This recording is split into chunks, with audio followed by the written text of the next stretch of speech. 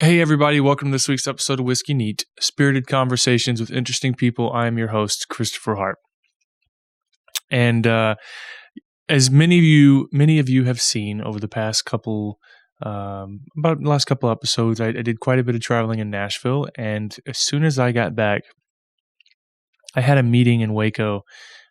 Actually, I'll tell you the truth. I was meeting some people for a potential project I'm working on, and we were trying to find a halfway point from Dallas to Houston, and I thought, why not go to Waco?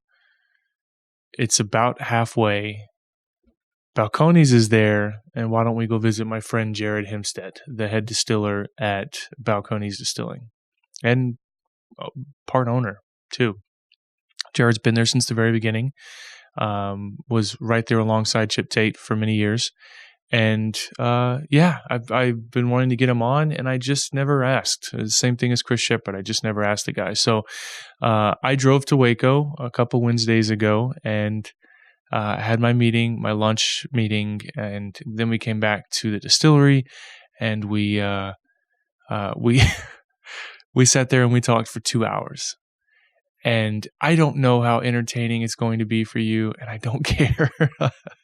It just was so much fun for me to sit down with this guy who's generally known to be quite quiet, and of course my good friend Robert Likarish, who I'm a huge fan of. The Ironroot Republic folks in Deanston are, I think, have made such a huge footprint in the past 2 years for their brand here in Texas.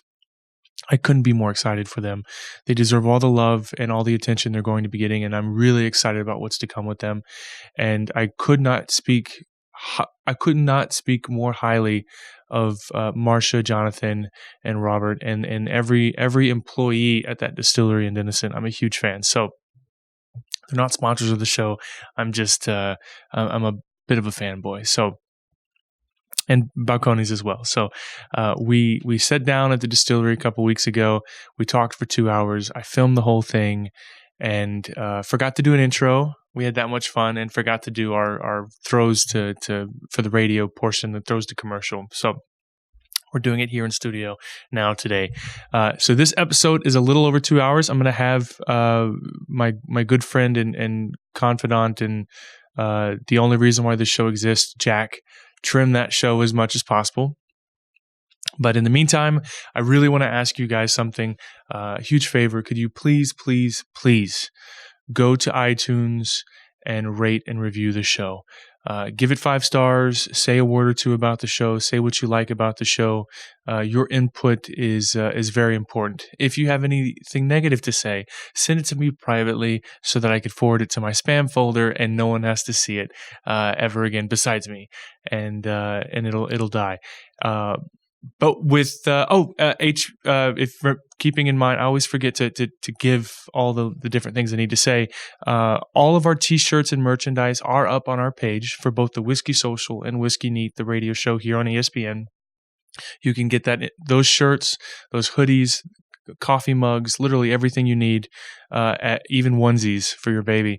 You could get at whiskeymerch.com. That's whiskey with the E, merch.com. I think that covers everything except our sponsors this week. This week's show, as always, is sponsored by Terlato Distell Artisan Spirits, leader in premium artisan products like Bunnahabhain, Deanston, Ledaig, Tobermory, Bains, Black Bottle, and Scottish Leader. You could pick up the entire line at your local liquor store, or if you are a retailer, reach out to your United Wine and Spirits rep. And real quick, I want to say a couple things about that. I started in Scotch. They are sponsors of the show, but I will tell you that if you are looking to make the transition from bourbon into Scotch, I definitely strongly encourage you to check out Deanston. They have a ton of wine-finished, high-proof bottles for around $60 that are absolutely fantastic. We even drink one on the show. They do a Bordeaux finish. They do a brandy finish, and it's like a 9 to 10-year-old Scotch finished in those barrels at almost cask strength. It's just absolutely everything a bourbon drinker would love in a Scotch. If you are a Scotch fan, of course, Bunnahabhain being the more mild Isla's where I got started. there's tons of fantastic offerings from Terlato Distell, Ledaig, Tobermory. We've had those on the show as well too. Ledaig does some really great stuff. But yeah, check them out. You can get them at Specs. You can get them almost anywhere, but they're more prevalent in the state of Texas with Specs, and you can get them. They've got probably 10 to 20 different marks all together that are just, if you're looking to go down that rabbit hole, that's the way to go. Without further ado, I think that pretty much covers everything. I appreciate you guys. Please, guys, go rate and review the show on iTunes. Give it 5 stars. Give us your feedback. Check out our merch. And next week's episode is a real treat for me. I'm about 85%. Look, they tell you in this industry, that sounds super cocky. They tell you not to promote things until they're fully locked in or until they've already happened. I don't care. I'm not good at this. So I am 85%. I've been going back and forth with someone, and hopefully we'll knock that out this week. You know what? Brad Williams canceled on us. I don't want to, and I still love Brad Williams, but I don't want to jinx it. So I'm not going to say it. But I do have a pretty cool episode that I'm hoping to knock out this week in San Antonio. So without further ado, Jared Himstedt from Balcones Distilling, head distiller, and Robert Likarish from Ironroot Republic in Waco. Cheers.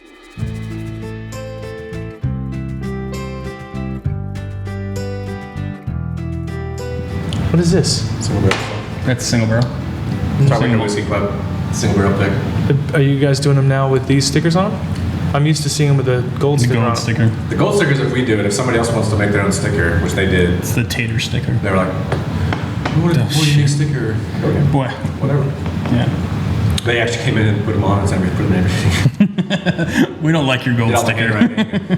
Yeah, I'm actually not a fan of the gold sticker in the sense of aesthetics. It's really just filling a purpose anyway. Since the law passed, your bottles have to be different than what's available on the shelf. So a sticker, we have to have a very specific sticker with certain information on it. It has to have a signature and a date, and the state has dictated what, if it leaves from your warehouse, exactly what it has to have on it for this commemorative sticker that magically changes it from a bottle of liquor. I love that it's commemorative.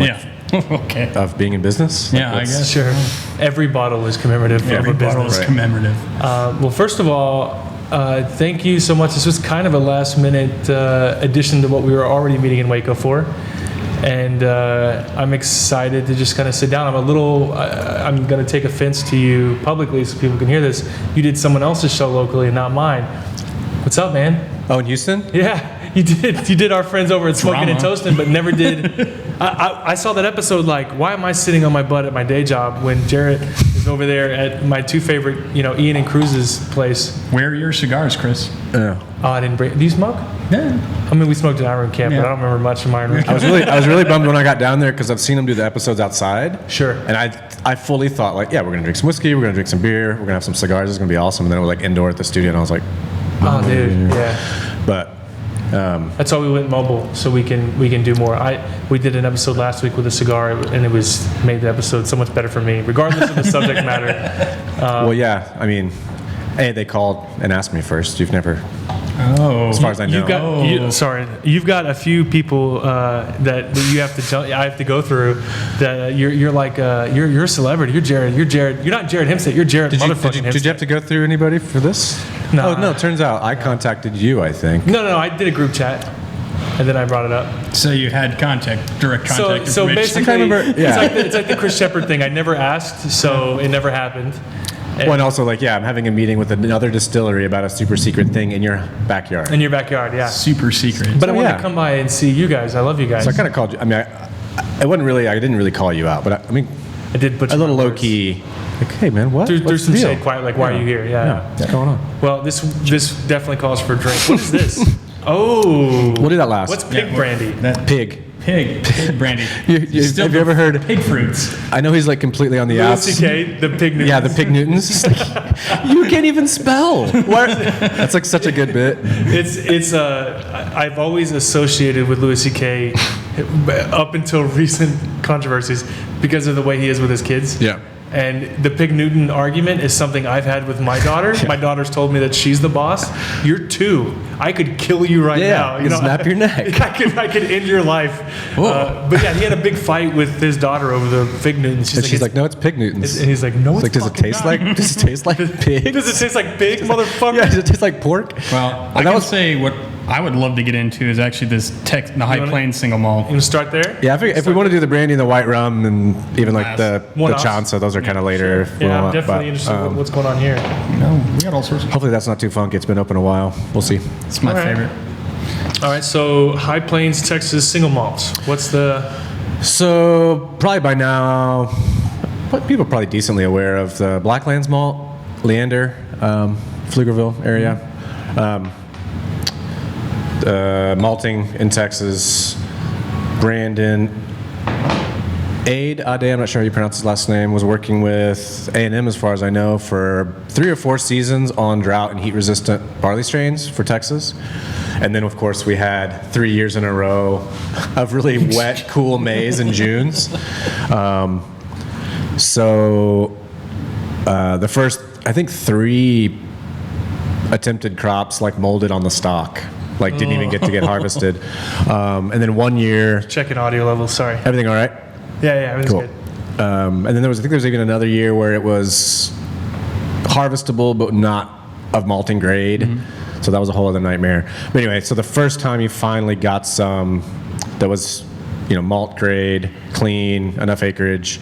I think Beer Works, a few other people did some partial beer, like added some to a beer recipe. I don't think anyone did a 100% beer recipe with that grain, and then we pretty much bought all the rest of it. So, was that 3.5, maybe 4 years ago?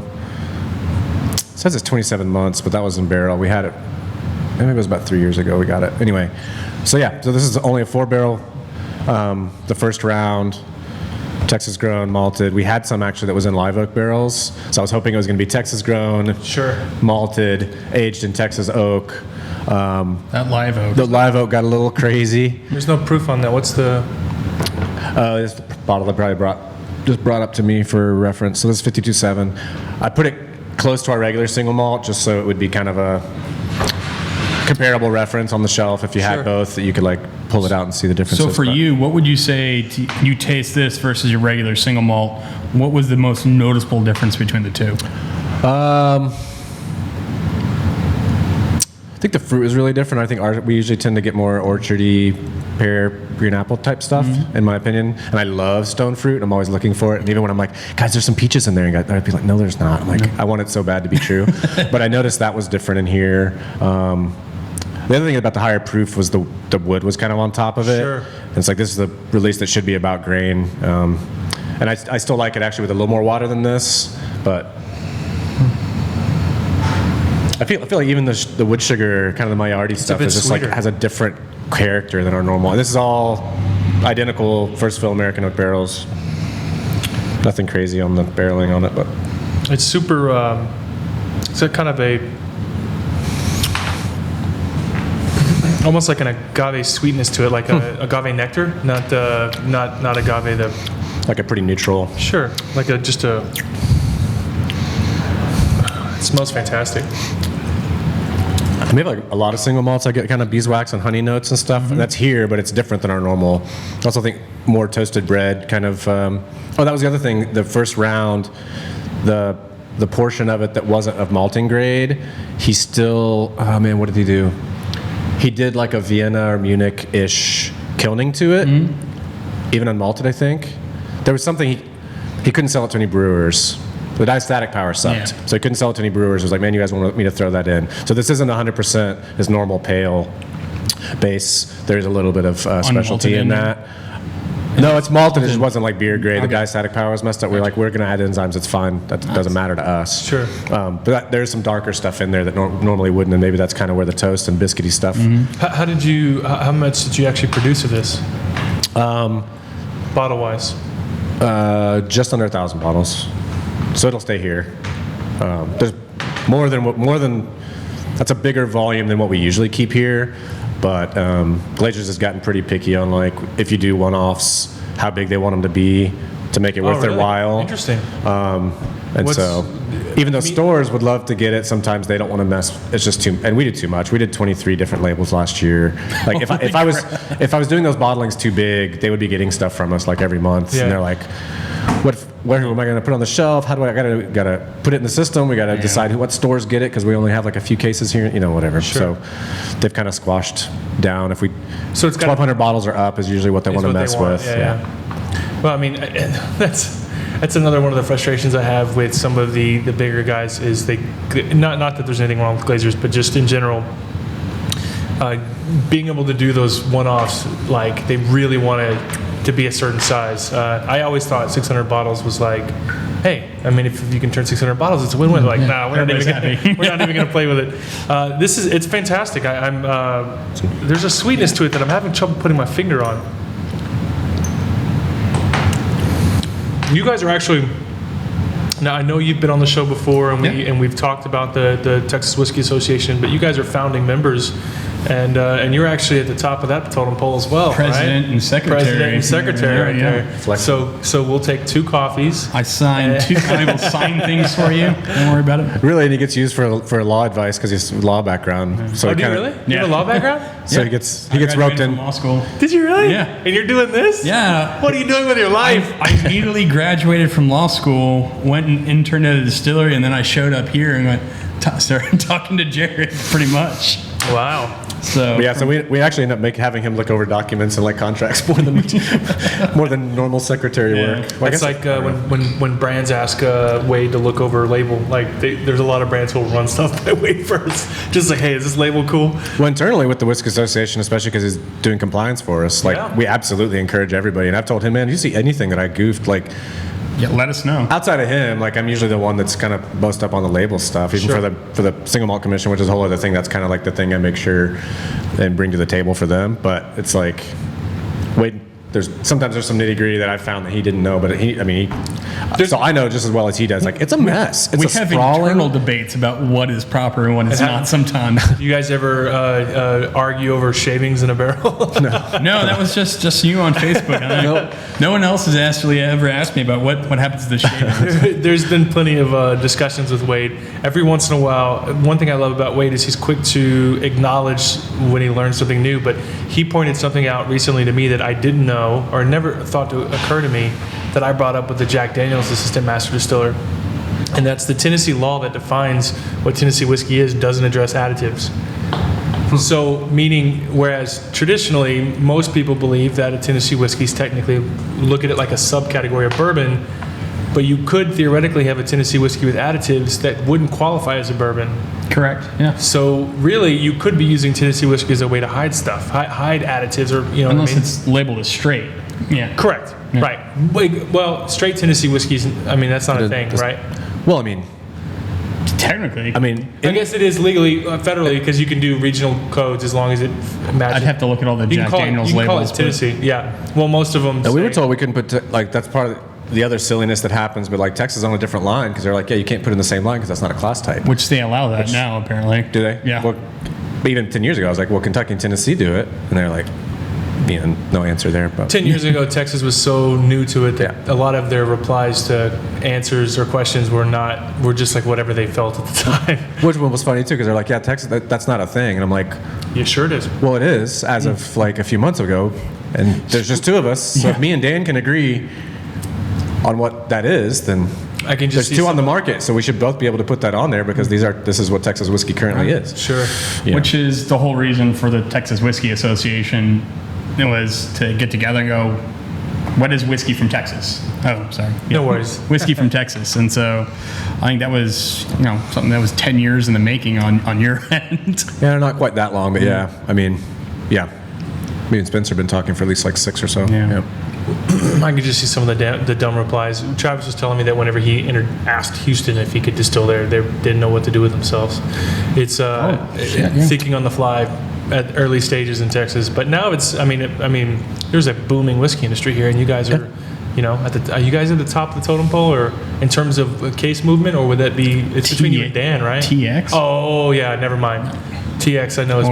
Yeah, I mean, there's probably Someone some else? people with a lot more. No, I mean, yeah, that's TX is at the top of the list. Yeah, I'm pretty sure Rebecca Creek does more volume too. Yeah, there's.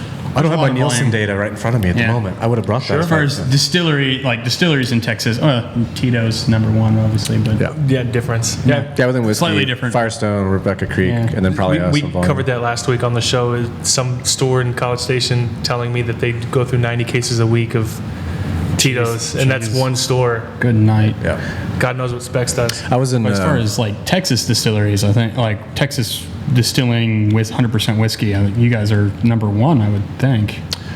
yeah, I mean, I guess Firestone. I don't remember their volumes on just Just the whiskey. the bourbon. Yeah. Just How the big are house your stills? made stuff. Spirit stills are 8,000 liter, whatever that is in gallons. Sure.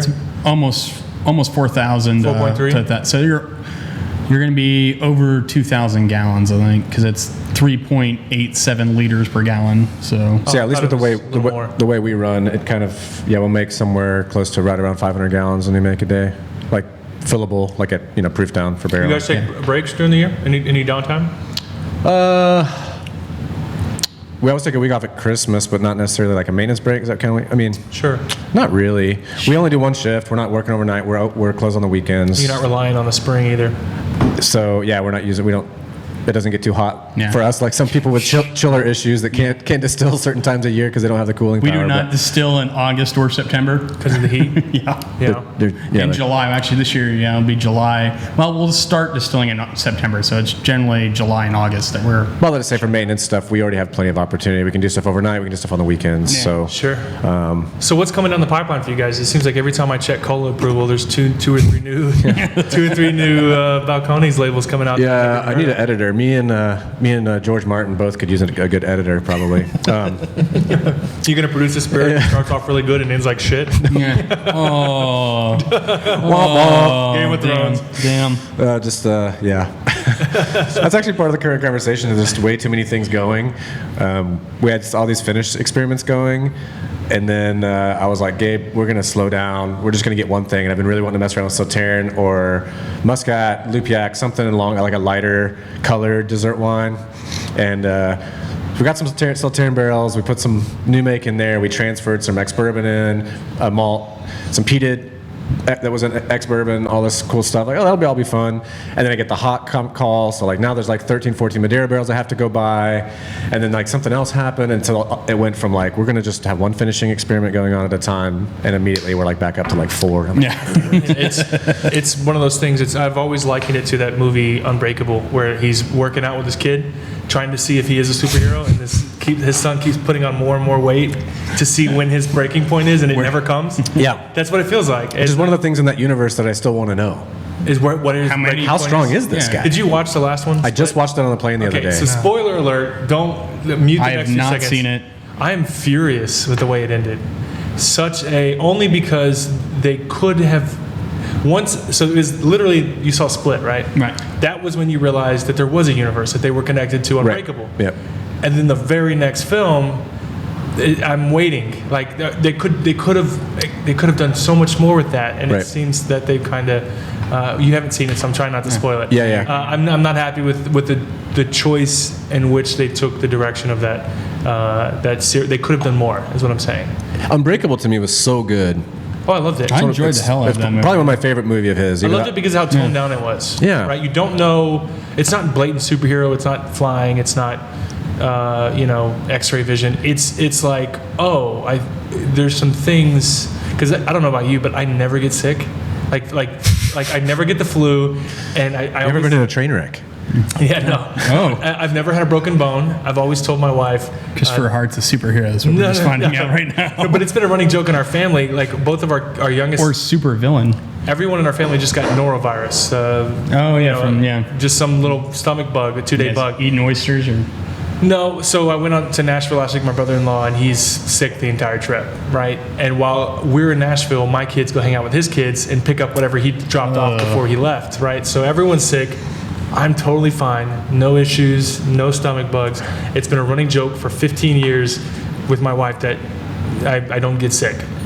When you watch Unbreakable, it's like the beginnings. It's not blatant X-ray vision and superhero teleportation. Yeah. It's like, hey, maybe this guy, what's his breaking point? Yeah. I'm rambling, but my point is I love that aspect of that film. And the mythology too aspect of like this is. There's people that really They come into in the third one. We're like, no, we're trying to say like maybe this is just the most current way that we're explaining some stuff that we've always noticed. It's always been there. Oh, the sure. people that are slightly exceptional that we don't really know what to do with. They've become archetypes. That's what comics are, And people are like, yeah, I don't know. But yeah, We need to watch it so we can have this conversation. Well, the other thing I really like is I feel like it was a little bit ahead of its time. So did you watch Heroes, the show, when it was on TV? That was kind of going on, and a similar like, what if this was normal people? And then I feel like the Christopher Nolan Batman. They Game of Thrones did, is what you're saying? It eclipsed it. Well, all of those things eclipsed this, but I think it was headed where a lot of that stuff ended up heading. Where like, what if this was real? What if Superman is like dealing with like, man, I'm adopted and my people are dead. Then like, He's all emo as much as nobody Jinkos. as much as nobody liked Man of Steel, like they at least. And Christopher Nolan too. Like we're going to try and make this like embed this in a believable normal life. And the Joker's kind of a crazy dude, but he's like not. Oh, this could never happen in our world. Right. What isn't there the new movie that just came out from the guy was the director of Guardians of the Galaxy? Like his brother did it, and it's like Superman, but it's like as a kid if he was evil. It looks insane. It's called Brightburn. Yes. Previews look. And he like It looks insane. We was a small kid. Yeah. We went to go see John Wick Monday. We almost went and saw Brightburn. Yeah, I think it's Brightburn or Brightborn. I don't remember, but it's what if Superman was as petty as a child because he's a child with superpowers, exactly. Right? So you take his truck away and he melts your face off. Sounds about right. I think that Unbreakable went unnoticed for a lot of people because of everything else happening during that time, and now you see Split, which was a piece of art. Very good. And then it brings in Unbreakable, like it changes your perspective of how good that movie was then. Yeah. And then the third one. So, speaking of melting faces, though. Yeah. So Jake did this. What was okay, so let's talk about this for a minute. The Texas Whiskey Festival blend. There is another festival in Texas called the Texas Whiskey Festival, and in their second year decided to pull a rabbit out of a hat and actually convinced 3 different distilleries to work together, Ironroot, Balcones, and Andalusia, to blend. Almost 4, I heard. And Crowded Barrel. Crowded Barrel, yeah. Oh, Crowded Barrel. Right. Yeah, They don't have whiskey in there, but they bought Daniel helped blend Daniel and bottle. spearheaded the blending part. So and then produced what's the decision for 375s versus? It was just to get as many bottles to people as possible. Sure, that's a smart decision. Created 1,300 bottles, I think is what it ended up being. Boy, that embossed. And he also didn't want to end up stuck with. I mean, they were kind of hoping like, let's do it, and even if it goes fast, that's great. That means that kind of gives us a gauge on how much we should have made. Sure. They didn't want to be sitting on 600 bottles of something that didn't go. But as far as I heard, it was like 48 hours or something. It was nuts. Initially the idea was they'd sell it for a month, and then after that it would go to retailers, whatever was left. And we figured there'd be like 300, 400 bottles that would go to retailers, but it didn't even make it to retail. I haven't looked up TTB Chapter 4 in a while. Blended bourbon versus just being called bourbon whiskey. What was the? I thought blended bourbon was a term for multiple states. No, it can be bourbon and other spirits together. Oh, so is there other spirits in here? Yeah, it's single malts and bourbon together. Yeah. Oh, okay. Yeah. So this is our version essentially of a blended Scotch. Yeah, and it's kind of cool because your bourbons were 100% corn, right? Right. And so then it's that plus 100% malt from us and Andalusia. So as weird as that is. Yeah, that sounds interesting. Yeah. So it was Bloody Butcher and Purple Corn, like 2 different single barrels from us. Mirador from you guys. So refill, ex-bourbon. Yeah. And then the Striker. Was it peated? No. No, it wasn't peated. I think Andalusia had Striker, yeah, Striker from them. In a minimum of 2 years. Right. Oh, well, let's try it. Yeah. I'll let you start here while I try to finish this. Yeah. I'm going to check the audio. If you want to rinse glass. Yes. Rinse the glass. This was, Jared, this was like doing this project. It was something that you guys and us, we talked about for years. That eventually was something that we wanted to do, because it's always fun to play around with like other people's whiskey. Like when you need a rinse. Oh yeah. When you're a blender, like if you always get stuck blending your own stuff, it's just nice to get out of that headspace every once in a while. And so it was kind of a cool opportunity to do that. It kind of ties in even with the Whiskey Association stuff. I really hope we can do more stuff like that. And I know not only do you have secret covert projects with this guy coming up that I don't know anything about. I can't deny or confirm. There's some other stuff going on that I'm glad. It's almost fun when people are like, both parties are your friends, and they're like, I can't really tell you. I'll tell you soon. But we got some stuff going on with so-and-so. I'm like, that's rad. Yeah? You got something going on? No, we don't. I keep hearing about people, and I'm like, I want to do some stuff too.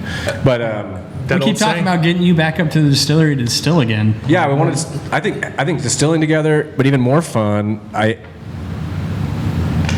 We tend to focus a lot on blending, and you guys do too. I know not everybody does, or everyone does it a little bit different. That's fine.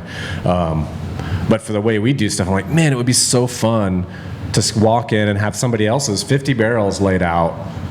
And yeah, let's do the small, maybe some distillery only, whatever. Or like we get half, you bottle half, I'll bottle half, but like all your juice, but like I blended it, or vice versa. And like have people come in and kind of like work with each other's stuff. I think would be so interesting to see, just like we've seen it with Nancy. Like, oh yeah, I want to hear more about that. We didn't talk about Nancy. Distill Austin. Have you had the three different cuvées they did for their first release? Yeah. I've had their Clear Spirit. So for their first, so they did 3 different blends for the release of their first bourbon release. One is intentionally kind of a big spice, woody, higher proof bad boy. There's kind of a crowd pleaser middle one, and then there's the one that she really liked, which is much more floral. It's softer. It was so obvious, like, oh, she made this one for herself. Sure. This is a Nancy. And then there's like, this is going to be the popular one, and then there was one if you kind of want a little more balls on it. Here's one. Where does she live? She lives in San Francisco. Well, yeah, she seems to spend a lot of time in Texas. Outside of Oakland. A lot of time in Texas and 0 time in Houston. I've been wanting to get her on the show for over a year. Well, I told you. And I have asked. Yeah, next time she didn't work with anybody in Houston? She used to do stuff with one place. Okay. But I can't say. But sure. She used to do a little bit in Houston. Doesn't anymore that I know of. Sure. It's mainly just still Austin, and she comes to our place about twice a year. Yeah, I knew you guys went to France together. Yeah, that was a ball. I heard it was incredible. Yeah. It was not an experience like that. Getting to walk in and like. Of course, there's not many vacations that you go on whether you're like, all right, 5 a.m. I got to get up and start. Many vacations, period. Yeah, well, that's true. At all whatsoever. But what's the proof on that? 60. Yeah, my eyes are not nearly that good. 60 something. Who's got the youngest eyes here? I don't wear glasses. Him, actually. That stuff is. You're the youngest one out of the crew here. How old are you? 42. Oh yeah. They're just starting to go, man. You know, my family. 58. Everybody in my family wears glasses. I'm like literally the only one. So I grew up thinking it would be so cool. Like I wanted to get like the ones with non-prescription, like Spike Lee looking in high school. I never did. But just now, finally, I'm like reading glasses are coming. But I did the whole thing at the pharmacy where you put your eyes in and you click it to see what number of the $2 glasses. Better or worse. And they it told me I didn't. The first step in of reading glasses, it was like, yeah, you don't need those. So I was like, all right, I'll wait. I'll get them soon. A point of me being vain. Mm-hmm. I have eyebrows. You can't see my eyebrows for the most part from afar. I want glasses. I have perfect eyesight. I want them simply to frame my face because I don't have expressive eyebrows. It's an issue with gingers, and especially like strawberry blonde kids. They end up getting like white eyelashes and white eyebrows. Yeah. Well, my 2 oldest daughters are 14 and are in that age of roasting people and making fun of them, and we get teasing at the house, and like the first things out of their mouth is your hair's thinning and you have no eyebrows. Yeah. Right. So it's like, and you can't make fun of a 14-year-old girl because it'll just crush them. Right. So I have to take. Is that when you tell them, guess whose genes you have? Yeah. So I've got to take it on the chin while secretly smiling, and you can't let them know that it affected you at all. But now I want to wear mascara. But the process of this was pretty cool. So Daniel Whittington, Tribe, Vault, Credit Barrel, all that stuff. Because of the logistics, you guys do enough single barrels that how it's messy. So trying to figure out where we're going to transfer and bond all these barrels to so that someone can get this dumped and bottled. And with his network, he was like, man, I'll get rid of this, and if not, I'll send it out to distribution if there's any left over. So he kind of spearheaded and had an idea of all of our products and what he wanted. So he kind of requested, hey, I want barrels of this kind of type. At least from us, that's what he did. He knew what kind of malt barrels he wanted from me. I sent him a few. He picked one. Did the same with Annalise, did the same with you guys. And then he started sending around proportions, different mixes out to us. Once we picked one, I made the comment, they're like, oh, that's actually my favorite one, but I didn't like it at cask. I liked it at this proof. And they was like, okay. So then we started doing some more samples with proof, and we all were messing around, and eventually kind of came to some consensus on which is kind of a miracle in general that we all ended up agreeing that this is the proof that we liked it best at, and this was pretty much everyone liked this blend. Well, this brings up the question I asked beforehand, right? So I wanted to give you time to kind of think about a question I had for you, so I didn't put you on the spot. But I asked you why distilleries are so quick to say no, even if it means volume of movement, right? So you want to do a project. Let's say I'm over at, a perfect example is Heaven Hill. Heaven Hill does Elijah Craig small batch. They always do it at 94 proof. You don't need, used to, you could say, well, we got to keep it at 94 because otherwise we have to apply for COLA approval. Now you no longer have to apply for COLA approval or label approval changes for proof changes. You can just change it on the label. Right. Well, as long as when you applied for it, you set a variance between certain proofs for that label. Well, you can change ABV without resubmission. No, I don't know about that. Lawyer background. Yeah, you have to, on your COLA approval, you have to give it a variance. I'll tell you if this you say much. it's at 1 proof and then you just randomly changing it, you're not supposed to do that. Well, then what does Foursquare, or what does Four Roses They do? probably applied and had a variance. But the variance is like 30%. Yeah, it could be.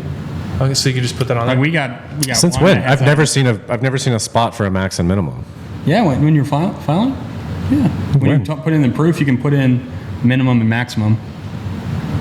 Well, I know that I'm pretty sure. about 3 years ago, about 3 years ago, they changed the rules that proof changes didn't need to reapply. Mm-hmm. So my point is, Maybe I'm thinking on old ones. I go to Elijah Craig and say, why don't we just do this at barrel proof? And they say, no, sorry, our program is set to do this, and that. And about 4 years ago, before you guys even had a barrel program at Balcones, I asked Winston if we could do a single barrel, and the answer was no. We're not set up that way. I guess what I'm trying to figure out is why. Yeah, what the dynamics are there. Why is it that so many brands are so quick to say no? This is a huge ask. You're asking 3 different distilleries to get involved, right? So who bottles it? Who's responsible for sending it to distribution? Who gets paid along the way? How do they get paid along the way? This is one hell of an achievement that Jake pulled off somehow. Why no so often? And I don't mean just with Balcones in general, but you know, what's the? There's a couple of layers to it. I mean, when you're working on kind of projections and numbers for the years, you dedicate certain things to certain products and things get allocated a certain way. So if you're not sitting on a plethora of extra stock, which of course, to me, like the golden era of single barrels for bourbon is over because that's not the case anymore. Sure. They're in short supply. So you're not going to go over to Willett and pick up a 27-year-old wheater, right? Sure. Which At least was happening 10 years ago. Yeah. I mean, I don't know if they're out there. I don't even know if they're out there. They're doing it all in gift shop now. They basically said, we'll hold it for us. Which Makes with sense a 3 or 4 tier financially. system, Yeah. that's the most on your budget. That's Sure. the biggest bang For your buck. for the buck on that bottle, right? 100%, yeah. If you asked Winston 40 years ago, for us, this is the first time. The only reason, like, we've had single barrels that went in the gift shop before, like stuff we picked out. Staff selection and that's. We did a staff selection one every heard year, about and I've had a staff few. I've had a few just like random things that I picked out. Zach had some stuff that he picked out. We put up front just for fun, but in general, really, it's probably been 6 to 9 months that we had more that we weren't behind on supply stuff. Sure. So a little bit of it's that if everything that gets taken out of the normal pile to get a product made with, when you're already shipping out 15-20% of what Glazers is asking for. Sure. I mean, that's a problem, and they see that, and they're like, What division are you in? Genesis. okay, yeah, I think I know you are. Yeah, so I think so. we're in the same one. So I don't. and Well, I to say Turkey they and see stuff like Tobermory. Okay, I they know see 18 bars or chains or whatever. They see a bunch of stuff like that go out in a single barrel, and they're like, What the you heck? short us every month, every quarter That somehow happened. on this fill in the blank, whichever product it is. They'd be like, what's going on here? So even experimentation for a while, 6, 7, 8 years ago, was like, we can't make, why would we spend one day of fermentation or distillation on something new when we're so behind? Here we moved, it's great, we got a ton of extra capacity, we intentionally built a place that like we can grow into for years if supply keeps growing, like that's great. Which means we And can't, it to take a is, day. at least the next few years, unless something crazy happens. I mean, I don't. Yeah. But to take a day that was going to be down Yeah. and kind of fuck around and make something new. Like, yeah, that's easy now. Sure. But yeah, we just couldn't do it before A. And then we talked about this before, the other side of it, it's unfortunate, but it's a little bit political, which is people see things. Yeah. 100%. So right now we're doing single malt.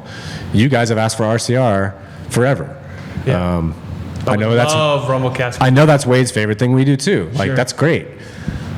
What happens when that becomes available? You open the and floodgates. as vocal as y'all's group is, that would be everywhere.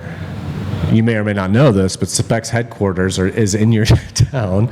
Like, I wouldn't be the one to get the call, but somebody would get a call pretty quickly. Why can't we have this? Why'd you do them first? Yeah. And so That's what we went with Whitmeyer's. When we asked for a barrel of Whitmeyer's, he goes, look, if I give you one, I'm going to get hit by Specs. I'm going to get hit by Total Wine.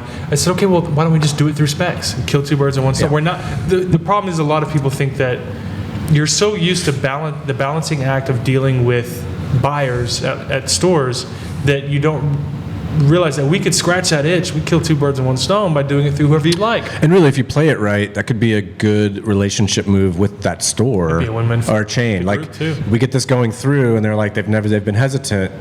Get an HBS barrel, it flies, and then they're like, oh, we've been telling you no for a while. Let's get 5 more of those. Yeah, we talked about I'll tell you off air, but we talked about a backdoor way to help get product in places. There are the general idea is that when a supplier signs up with the distributor, you guys work out a game plan sometimes. Like, look, Right. we're going to do tastings. They send their salesmen out to certain stores that don't carry your product, get on the shelf.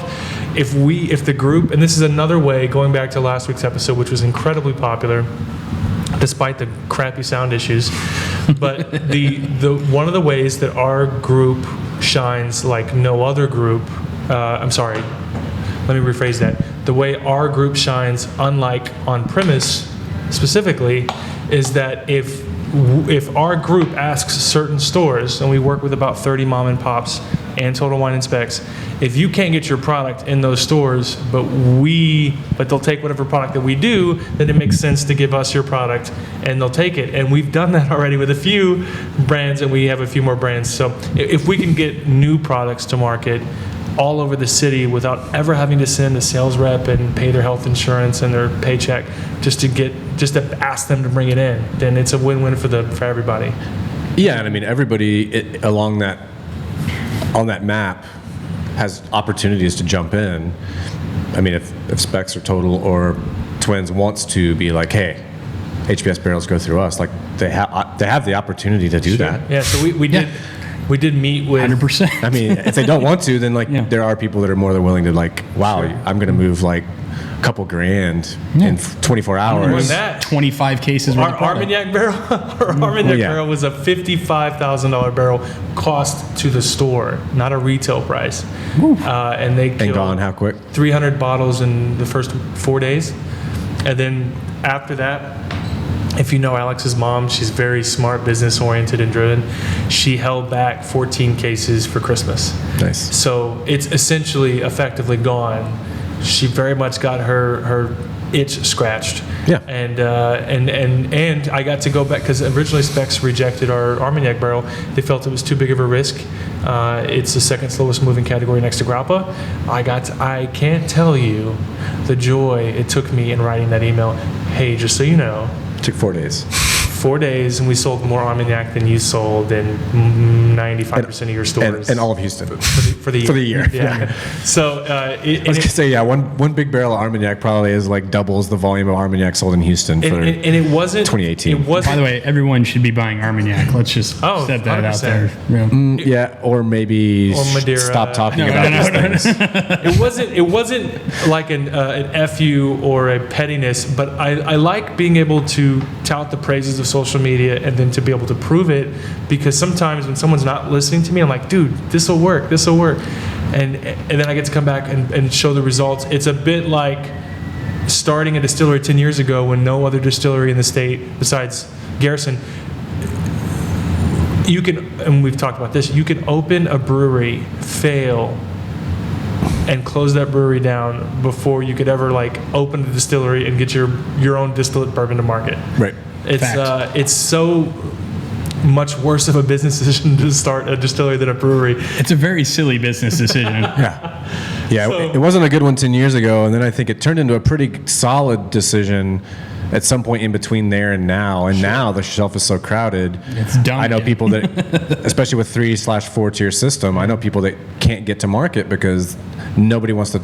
They're like, man, I've got 38 things on the shelf in the space you want to be in. It's crowded, which, yeah, man, that's a whole other issue. But man, watching people even that are members of the Texas Whiskey Association that are 100% counting on their tasting room sales, drinks and bottles to go, and I'm just like, and then to have our legislation not go through, that would have increased that for them. Which legislation? Oh, the 2-bottle limit. We were trying to get that upped. We wanted it 2 bottle per SKU. The proposed language was 2 bottle per SKU, which once again, I got 21, 23 labels. Like, that's sweet. Great. Yeah. But even if you only have one, that's, that encourages some diversity in your portfolio for one thing. But man. Anyway, there's a few people that's all they've got right now because they can't talk to Glazers or Republic about getting picked up, or if they've got picked up by a distributor, the chains, the majors, like there's just so much out there. It's hard. We mentioned this at lunch earlier that everyone is, for so long, you are stretched so thin, you're barely getting by, and just waiting for it to finally catch up. And it's happening for a lot of brands that have been doing this 10 years. It's not so much for some other brands who are struggling to get known, and others have been doing it for 10 years and are still frustrated with certain aspects of this. I sympathize with all of you. I had a question. I had a question I was going to ask, and it's slipping me at the moment. I need another drink. Let's do that. What's next on the list? You think that'll help? That's a good that may or may not be help. Yeah. More alcohol. Jared, what do you want to jump to? I had the pot still. We don't have to have it. I just figured that's kind of semi-newish for us. It's also been a huge hit, right? Let's feature that guy. We ran out quicker than we planned on. It's a huge hit, and it's at a great price. The number one complaint with Texas whiskey is it's very craft expensive. In general, right? Yeah, sure. That's actually kind of what happened here. So I was having a meeting with all the... Go much lighter on this. So don't forget my questions. I can get us a dump bucket. Nobody, you don't have to drink everything that goes in the glass, but... you absolutely do. We actually had a sales meeting with our guys that are on the ground. And this is the first time that's ever happened with me, where I kind of came out of a meeting. Usually we're dabbling and we're playing around in whatever areas we like to drink. So like even the rye thing, it was like me and Winston were just like killing all these like smooth ambler ryes that we had, and some. Sure. There was the old hazmat Bowman and some stuff that was lying around, and I was like, wait a second, right through those doors is a distillery. Why are we not making rye? Yeah. Same happened with the rum. It really, that's literally like, it sounds silly and cheesy, but that's the story. Rum too. It's just like we're sitting there drinking a ton of rum, and why have we not played with this? So anyway, I was telling you earlier, the most recent rum releases have just been hitting it out of the park. I brought some of the white. We're not selling the white to go, or sending it out, but we are using it in the cocktail. Andrew, our front of house manager, was like, man, we don't have anything white to make cocktails with, which I'm not a cocktail guy very much, but I get like that's tricky. Ray and nephew, like all those, yeah. So they were like, time with the sugar overload. That's pretty much my only reason I prefer straight spirits. Yeah. But anyway, he was like, man, we need something white to play with, and I was like, I'm not really into the white whiskey thing, but we make rum, and that's like something that has like at least some history of being white. So if we find a batch that's really cool, we'll save you some. And it's better than making a vodka. I wouldn't even have the first idea about what to do with that. But anyway, I just realized I'm waiting for that day. The Balcones vodka. We're doing everything so backwards. We finally have a white spirit 10 years in. So you're absolutely right. Most brands will start off with a vodka or a gin, and you guys waited 10 years to come out with a rum, which right choice. Like vodka catches so much flack on all ends of the spectrum because there's no flavor there. Yeah. Except yours, right? The start, your base was originally the first Starco, right? Was a vodka base. Right. Correct. It's essentially barrel aged vodka. Essentially, as you know, like when we got into like we wanted to make a vodka one for cocktails on site, but Jonathan and I don't really believe in the concept of neutral spirits. There's no flavor. What's the unless fun? You need to like clean a wound? Yeah, no. Sure. Or you're sanitizing something. Yeah, sanitizing anything. Make sure you're talking about. So we decided we were going to make a vodka that was non-chill filtered and had a lot of flavor to it. So essentially, it was like a more highly distilled light whiskey, essentially what we created, because we did a caramel malted wheat in the mash bill, so it had a ton of flavor to it, and we wanted to create a barrel aged gin with it, so we barrel aged it, and ended up tasting good on its own. Yeah, I mean, as you know, you put things in the barrel, and sometimes those projects get put on the back burner for longer than you anticipate for one reason or another, and we came back to it and it tasted really good, so we were like, screw it, we're just going to bottle it, and that's what we did. Was that rumble barrels we gave you for that? Is that what was that? That was what the rumble barrels? cast was. That's what the Pogo's barrel was, all the rumble casts, which we then took those barrels and we've filled them with a grape distillate that I got to share with you here before too long. So it's a 3-year-old grape distillate now. Did you bring it? You mean brandy? No, not with me. When you come up, you got it. My favorite category is it's a type of brandy. What's the The one we talked about? Grappa. Say Scrabble? Grappa. Oh, Grappa. Yeah, it's a Grappa style brandy that we did and put it in That's there. not what we talked about. No, it's different than what we talked about. What's the if you use moldy fruit, it's substandard, and if it's less than straight, it's immature, right? I think my favorite category that I want someone to play with is substandard immature brandy. I think that's such a great, like, why not? Just because. And watch it turn out fantastic. Just to do it. Well, you know, mold could create substandard. Really cool stuff. Man, no other class type has like something that horrible that you have to say about it. Substandard brandy. I know this is way out of left field. Do you play video games at all? No. You look like Baldur from there was a game of not Game of Thrones. Baldur? God of War is a great. I've seen ads for it because I watch a lot of basketball, and apparently basketball fans must be massive gamers. Isn't that Odin's because there's Baldur? No, one of his sons. I think was Baldur. Yeah. So the commercials during basketball games are always like video games, insurance. You know, like State Farm always has like, and then there's video game stuff. What else? I'll show you during the next break, but in this last game, the God of War series has always been the Greeks and Roman gods, and he leaves that the 9 realms, Odin's that whole pantheon. Yeah. He leaves the 9. He goes to a different realm that's all Norse-based gods, and so this last game, he gets Baldur shows up to fight him or whatever, and he's a skinny, long bearded, tattooed with Viking and Norse, and I'm sitting here looking across you, and I was like, dude, I just remembered that game was fantastic. That's funny. What's Jared, next on the Norse guy. What's next on the? You want to open this now? Yeah, why not? Yes, let's do it. See if this is Wild Turkey or not. Glasses. So I've got some. It's Hoffman Original 80 proof Kentucky straight bourbon whiskey, bottled by Hoffman Distilling. So it's not distilled by Hoffman. I don't know what. And of course, the cork broke, so you know it's probably Wild Turkey. Oh, jeez. Do you have a something to poke it in? I just poked it in. I can corkscrew it up. All right. Let's see. You already poked it in? Yeah, I already poked it in. It's over. Yeah, it's over. Oh, yeah. That's oxidized. Whew. I mean, it's not completely cloudy. Let's see. It's the worst lip to pour from, I'll tell you that much. That's why it was never opened.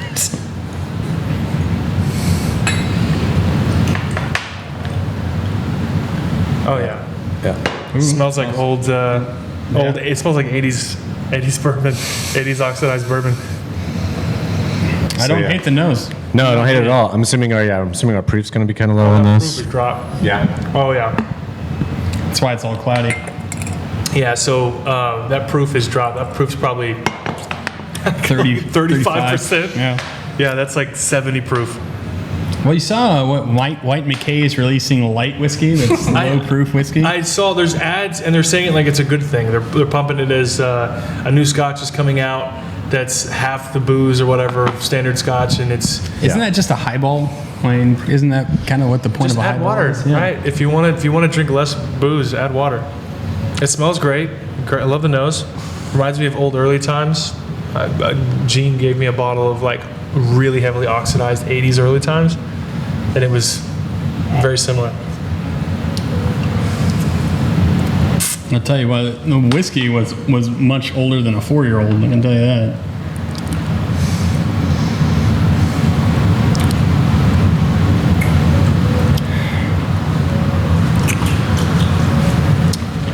All this silence has got to be good for radio. It's very good for radio. I know. Jared, like for you, what's the, I guess, oldest bourbon that you've had?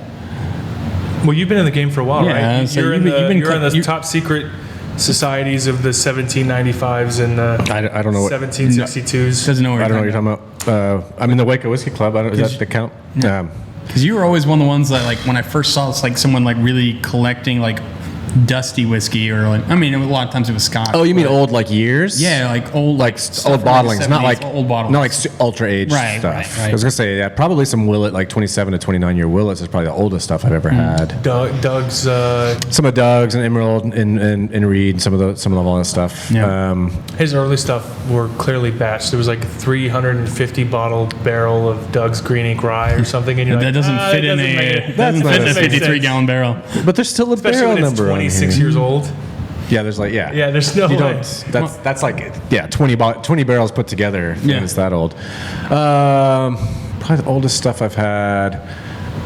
Do y'all know Ryan at Julio's? Yeah. Julio's. I don't Boston know. or Massachusetts. I don't want to make Worcester, Westchester. But anyway, the one year I went to their big whiskey weekend thing, Right. he had just gotten some bottles at auction, and he had this like, I want to say it was like 1898 pre-prohibition rye. He got 2 bottles of it, and he teased me into the office by saying, "Hey man, I got 2 of these bottles at auction. I'm gonna fucking open this thing." Sure. And then we got in there, it's like all this unwrapping in the box and looking at the labels crumbling off, and it was like, oh man, this is gonna be. And then he like got cold feet and he like refused to open it. I was like, dang it. No, So That close. was gonna be some pretty. that was awesome. gonna be it. I don't know what the oldest bottles. I have a very, very old Fitz that's, I want to say a 52 to 64 upstairs, maybe. Is that the one that had like the strap over the top of it and everything, or the Yeah, I mean gold vein, leather, the whole yeah. squat bottle. I don't think I have any Scotch older than that. I probably had some Scotch older than that, like in the UK. You like it all, right? You're Scotch, bourbon, whiskey. You like it all. I mean, I'm primarily a malt guy, but and also I think there's something different. I brought this specifically because I'm a huge fan of their finishes. I think there's something really. There's a ton of things that have changed, even process-wise, historically, but this might just be like a super first world problem or whatever privileged thing to say, but Sure. today, let's just go walk into a liquor store and buy something off the shelf, sight unseen, whatever my budget is. I feel like I'm way more likely to be happier with a Scotch purchase of something I've never tried before than a bourbon purchase. Oh, sure. But with Dusty's, that's not the case. Agreed. Like old bourbon, it's a totally it different doesn't matter game. who it's Yeah, from. yeah. Currently, just like current production stuff, I would probably lean. Sure. Hey, give somebody $50, just go buy me something. I'm probably gonna say, yeah, get me Scotch, please. Yeah. Speaking of production methodology, though, like one of the things that I've always found fascinating, because I know one that you're one of the people that we learned from early on, but we're 2 of the distilleries like in Texas that have made the intelligent, or I guess not I'm happy intelligent, with but the concerted choice to go to larger barrels, to go up to 63s and go up or 60 to 63 gallon barrels. Like for you, like us, you know, it was We've looking. been talking about that for many years. Well, to be really honest, we both started it before you started talking about it. but- Sure, and trust me, Yeah. I just because some idiot with a microphone says something doesn't mean it hadn't already been thought of. Yeah, you weren't born yet. Yeah, no, you hadn't been born into whiskey yet.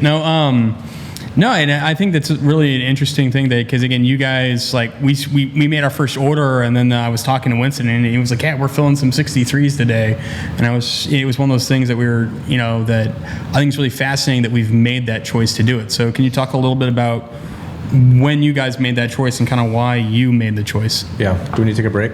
No. I'm just keeping track. Yeah. I always feel like I'm being, even though it's my, I normally do this for the producer, but even though I'm like checking numbers and trying to keep track of it, I feel rude that I'm like leaving the conversation or looking away. No. Do I need to start just doing curse words randomly? So No, that you can that's work what we're, So I can lose sponsorship? well, no. So right now we've learned to stop asking our sponsors to pay month by month and to do it in 3 months, 6 months, or a year.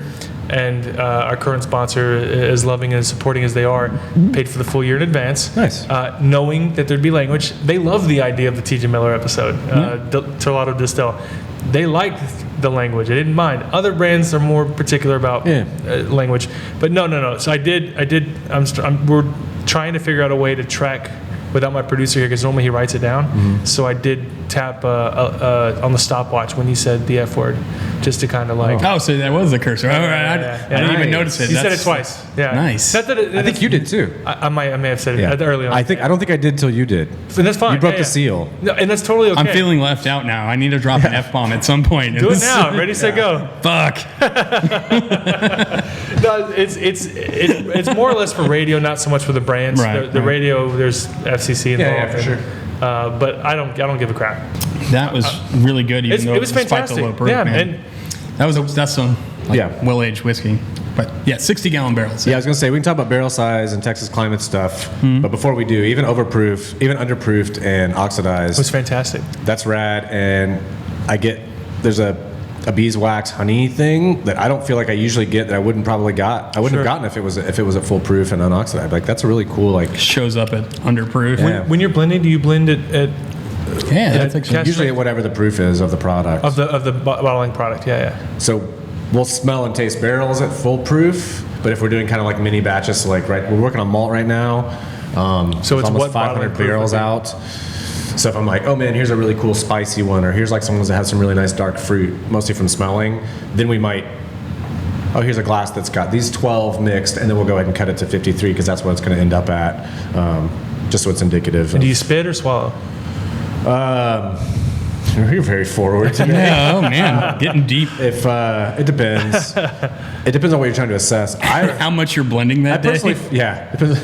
If you had enough to drink that day, your whole like normal SOP goes out the window. Yeah, I feel like you can't judge finish very well when you don't swallow. Personally. So no, we're not huge spitters around here. I'm just curious on the process. I know it's a. I try to encourage the guys to smell knows as much as you can. You can, especially with some experience. You do a blend, you kind of fuck it up, and it's not quite right, and then go back and smell it, and then you can like start making the connections between things that aren't right. Like, I can kind of discern that on the nose. Sure. So over years, you should be able to theoretically, until it's a body problem or a finish problem, everything else mostly can be kind of figured out on the nose. But anyway. Well, and I mean, even for us, when we do like the preliminary, putting the coupe de mares together and all that, all those French words, it's curse words, by the way, French curse words. Tap. That'd be one way to. Putting it together, like the initial blends before we really kind of like work it into the final version. We'll do all that with spitting, but when we get down to like kind of the nitty gritty, that's when we'll start proofing down to whatever proof we're going to be going to, and we'll actually be swallowing to get the full experience. The finish. Yeah. I mean that was absolutely delicious, and it's 80 proof to start with. It's definitely below proof now. It's definitely below proof. For those who don't know, and I always try to think of those who may be learning, but normally over long periods of time, especially stuff that doesn't seal perfectly for decades, what happens is the water alcohol dissolves or evaporates faster than water, so the proof drops over time, causing bacterial growth and oxidation, so it gets milky in color or white in color, eventually to the point that it's undrinkable, but that's still very drinkable. It's still very tasty, and it looks really good. I'm excited to put that on the shelf somewhere at the house. Thank you, Mr. Hoffman. Hoffman Distilling. Yeah, whoever that was. Whoever you are. So what's next? I brought the William LaRue Weller, but only because I'm trying to impress you guys. Show off over here. Just trying to kill it. You need somebody to drink that. Yeah. Do you want to go to? We can Pig brandy. That's last. We already said it's pig last. brandy. I thought the rum was last. My apologies. Or it doesn't matter. We can do. Doesn't matter to me. I figured if we wanted to get off whiskey, we would probably want to save those, but doesn't matter to me. I'm easy. Did you want to do the single malt? Yeah. Oh, sure, absolutely. Yeah. I'm a huge fan of it. And look, they're a sponsor of the show, but for $60, a red wine finished. Full disclosure. I always try to disclose. They bought me my most recent car, but other than that. Oh no, they paid the next few months' bills.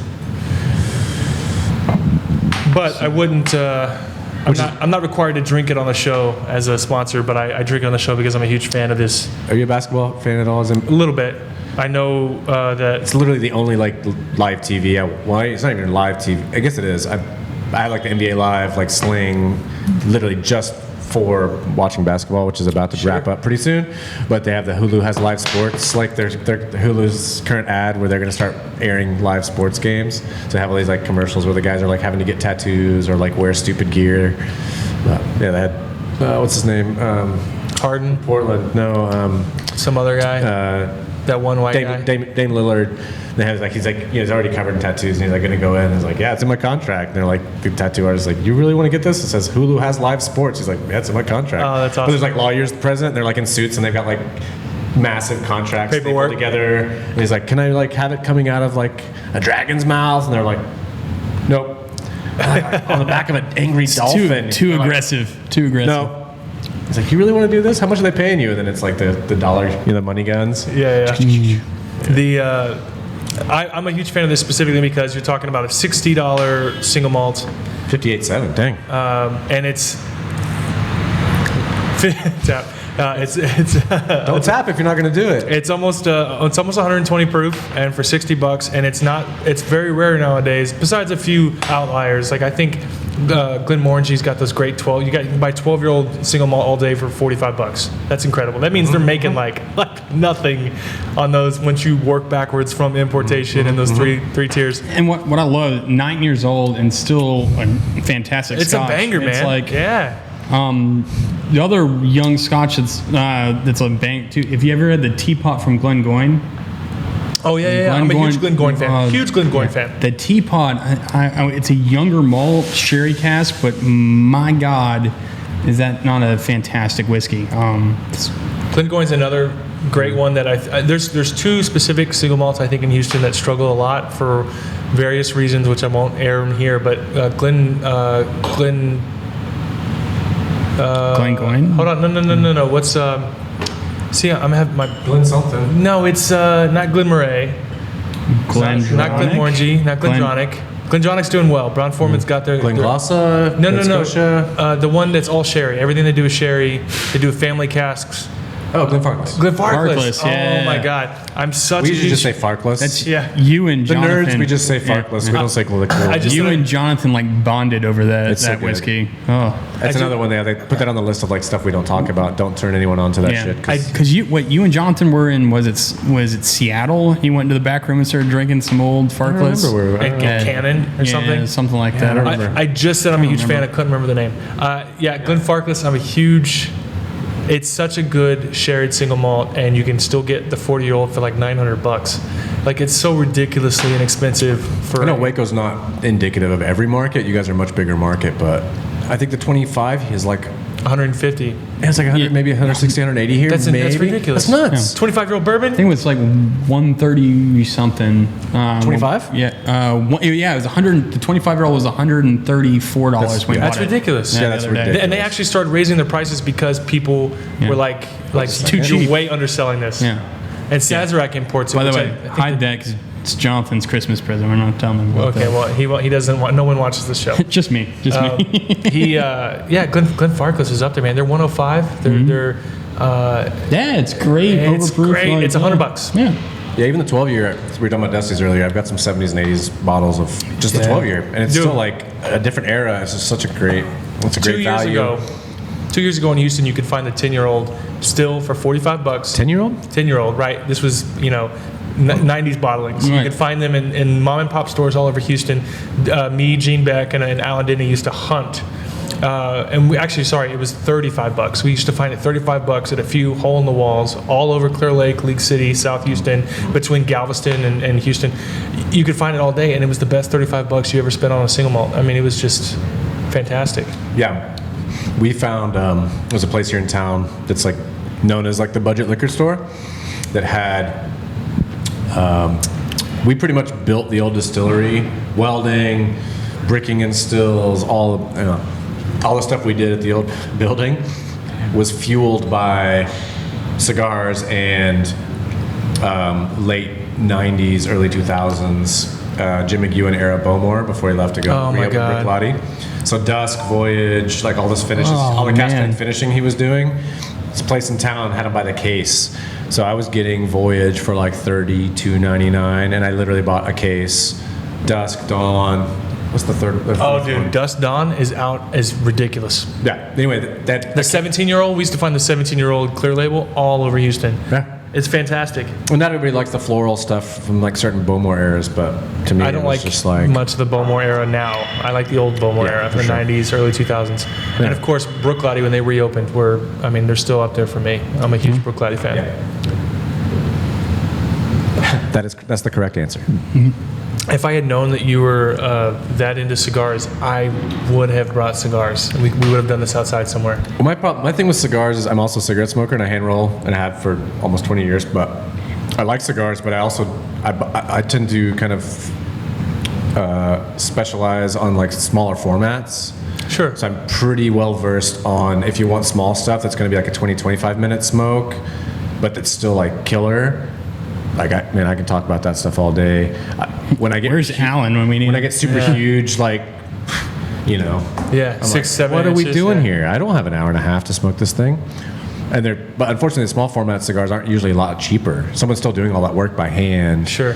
And if it's The same, it's like a $1 difference in price. yeah, I was gonna say a $12 a stick, like massive, like foot long, huge gauge cigar, and like the small one might be like $1.25 cheaper. Correct. But I just don't want to spend that kind of time. I don't have the time, and as a cigarette smoker primarily, like I think I just get like, man, people that sit down and smoke the same thing for like 2 hours, I'm like, I can't even imagine. I've got I think they called it an 8-hour smoke.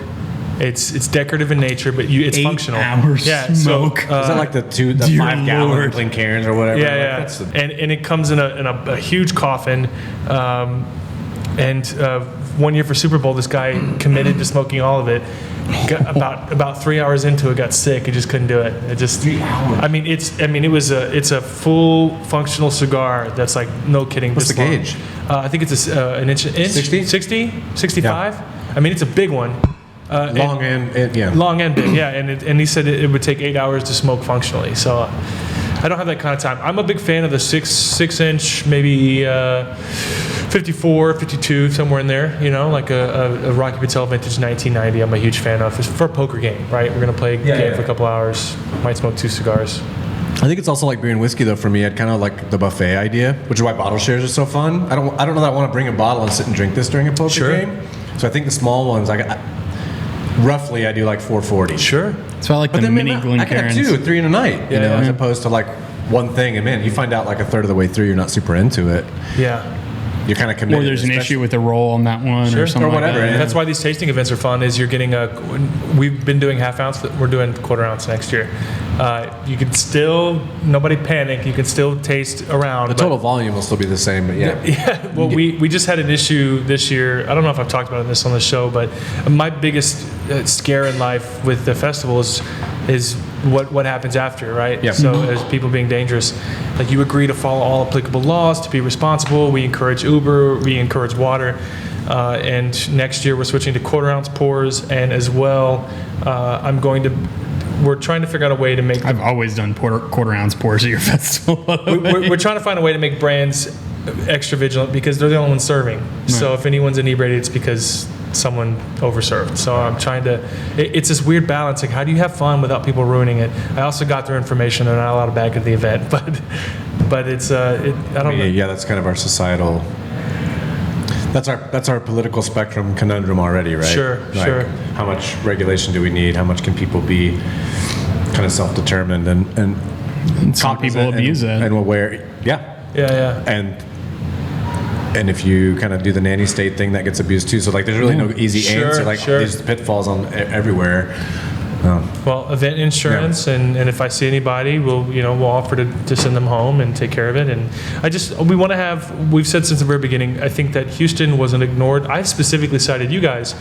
Winston. No, it wasn't Winston that told me. It was someone else. Winston told you that. No. You know what I'm going to say? Yeah, I know exactly what you're going to say. So is it bad? Should I not say it? You seem kind of awkward and put off. No. There was someone that worked for you guys that had told me that at a certain point, Houston was not really considered y'all's focus in Texas. Yeah. Dallas and Austin were, and that the words were that Houston wasn't a viable market. And I've heard that from other brands. Like, it just wasn't on the focus. It wasn't a whiskey market. Everyone was focused on Dallas and Austin. It was a big volume market. It wasn't. Yeah. there may be some strategic stuff of why it wasn't working so good for us. Sure. And we could talk. That's a whole other thing. And it wasn't, and it's definitely not the brand crapping on Houston. I definitely didn't perceive it that way. But it's changed over the last few years. Houston is a huge market. Well, I mean, you've seen the Houston market change just with you sitting there. Like, I'd say we all have 100%. Yeah, we all have. I mean, you guys have been big supporters. You guys specifically were there around year 2 of HBS and the second year of the social, and we went from 700 to 1,300, and now the group's actually at the time I think was 1,200 when you guys around that time around year 2, and now we're about to hit 6,000 this month. Yeah, it's crazy, and I think that's indicative of what the Houston market and the whiskey enthusiasm in Houston in general. I think that's. I remember talking with Glazer's reps back in the day when we were starting out, and it's the same thing. It was like Houston isn't a big, on the craft side, isn't a big craft whiskey market. It's a lot of the major brands, but it's a huge tequila market. And like if you had an amazing agave spirit, that would be the first place we would go. And it's that was the word on the street from our distributor. Was like that was what the Houston market was. You just sparked another question. Yeah. Let's do this. We're over our time again, but we're going to continue talking. We've got a couple more things to taste. The rest of this interview will be put up on Facebook and iTunes, I think. Right. Anyways, thanks so much for coming on the show. We'll continue this in 2 seconds. Thanks for having us. Appreciate it. Yeah. We got to make this happen more often. Yeah. And we'll be right back. 2-hour episode. Dude, here we go. There's at least 4 more things I want to try. But the question that you just sparked in me was, have you guys ever considered doing other spirits like Satol or Rumble? Well, I mean, listen, Rumble's a freaking hit, by the way. Which I want to talk to you specifically about the way Rumble developed and what just happened recently with Belle Meade. They started doing they sent their bourbon barrels to a local honey farm, aged some honey in it, brought it back, aged some whiskey in it, and the result produced a bottle on secondary, a honey finished whiskey on secondary market that's selling for $700 a bottle, which it's a fantastic spirit on its own. I think it tastes great. It's crazy that people are paying $700 for that. Their Rumble finished single malt should be a $700 spirit, to be honest with you. Nothing should be $700. Yeah. On the secondary. Yeah. Let's start with a tequila question. Yeah. Okay, right. There's Satol or any color. You can't make tequila, obviously. Rum? Okay. We do clear, or you want to do rum or brandy? Don't matter. Brandy first, then. Okay, pig brandy first. Pig brandy first. This is a cask. We haven't even bottled it yet. So I literally have I've got 3 5-gallon French barrels with this pig brandy. Still aging. It's in the blending room.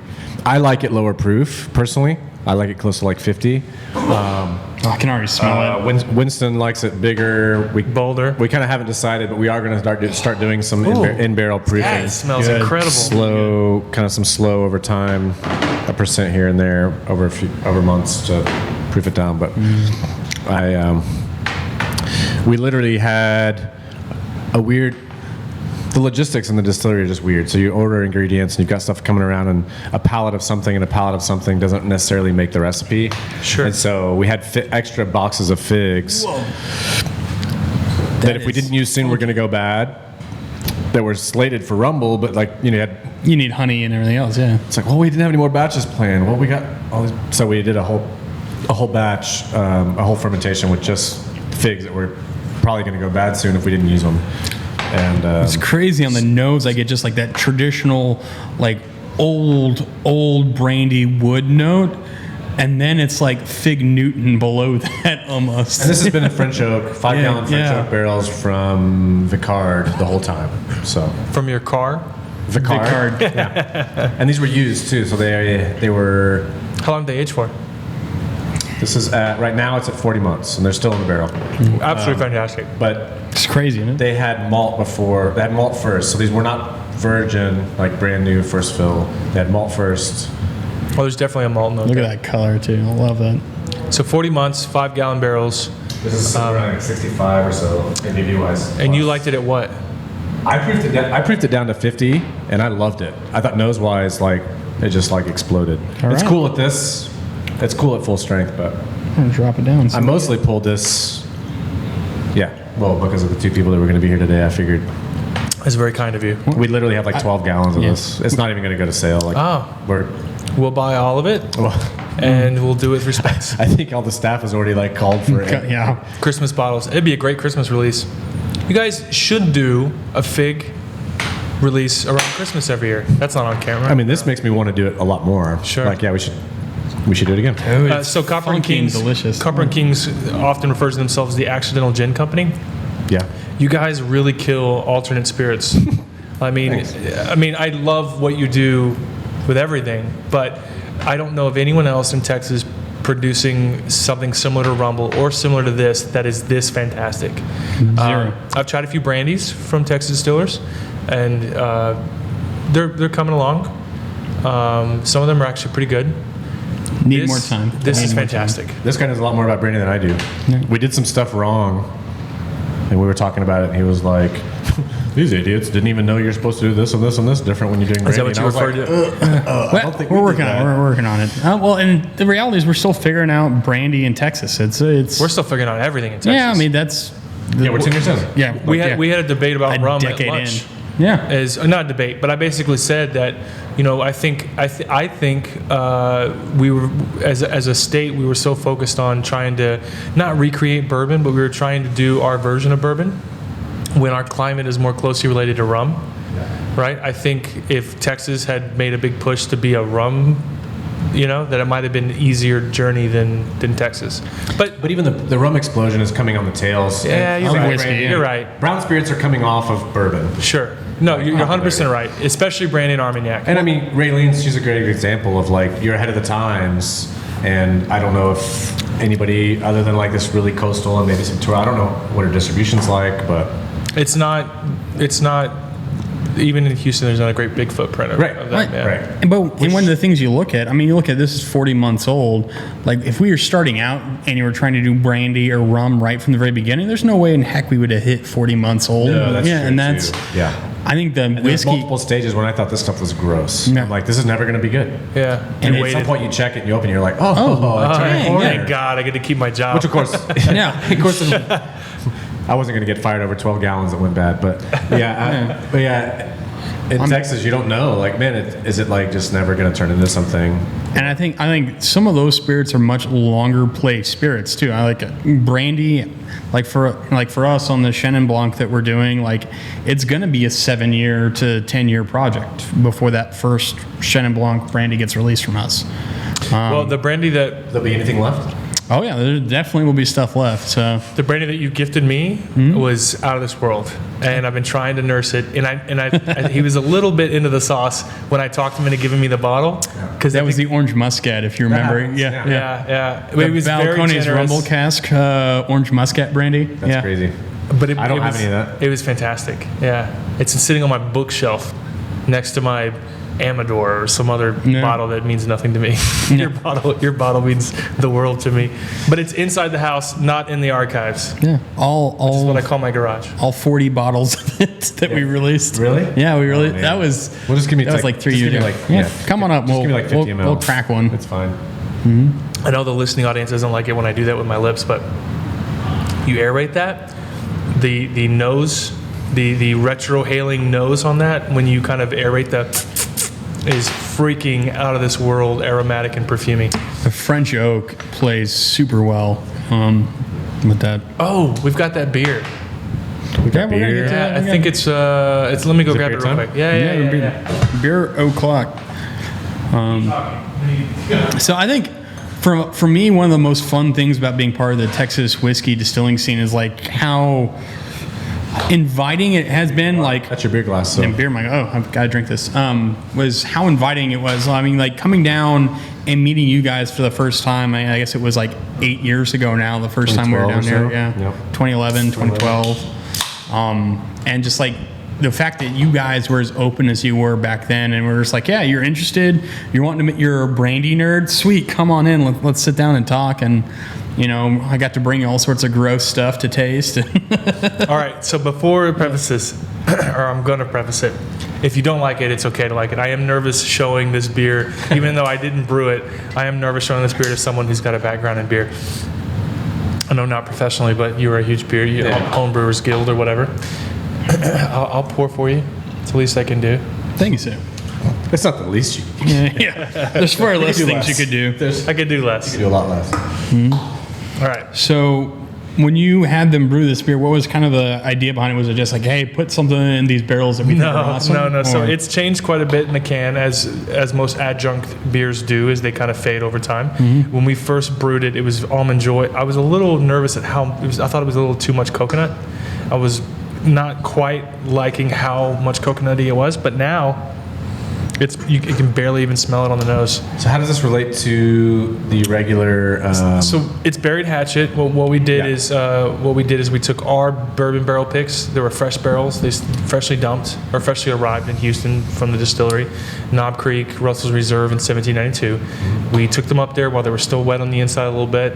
Filled them full of Buried Hatchet, aged it for a year, and we actually originally planned to only do it for about 9 months. Yeah, yours a pretty good long time, especially in Texas. We wanted to do 9 months because I wanted to avoid the soy sauce note that you get from Prairie Artisan ales that are very soy sauce heavy. I think they're a little bit older. I think it's because they age them too long. So You talking shit about Prairie? I'm gonna tell Chase that you're talking shit. I'm not talking snap. shit. And we can cuss now since we're in the iTunes only portion. God damn. Yeah, fucking idiot. So the reason why it took so long is because of TTP or TABC, right? So we kept submitting our label approval. They kept pushing back. Like, what's our involvement with this movie, right? Is there an agreement in place? Is there an agreement with the HBS?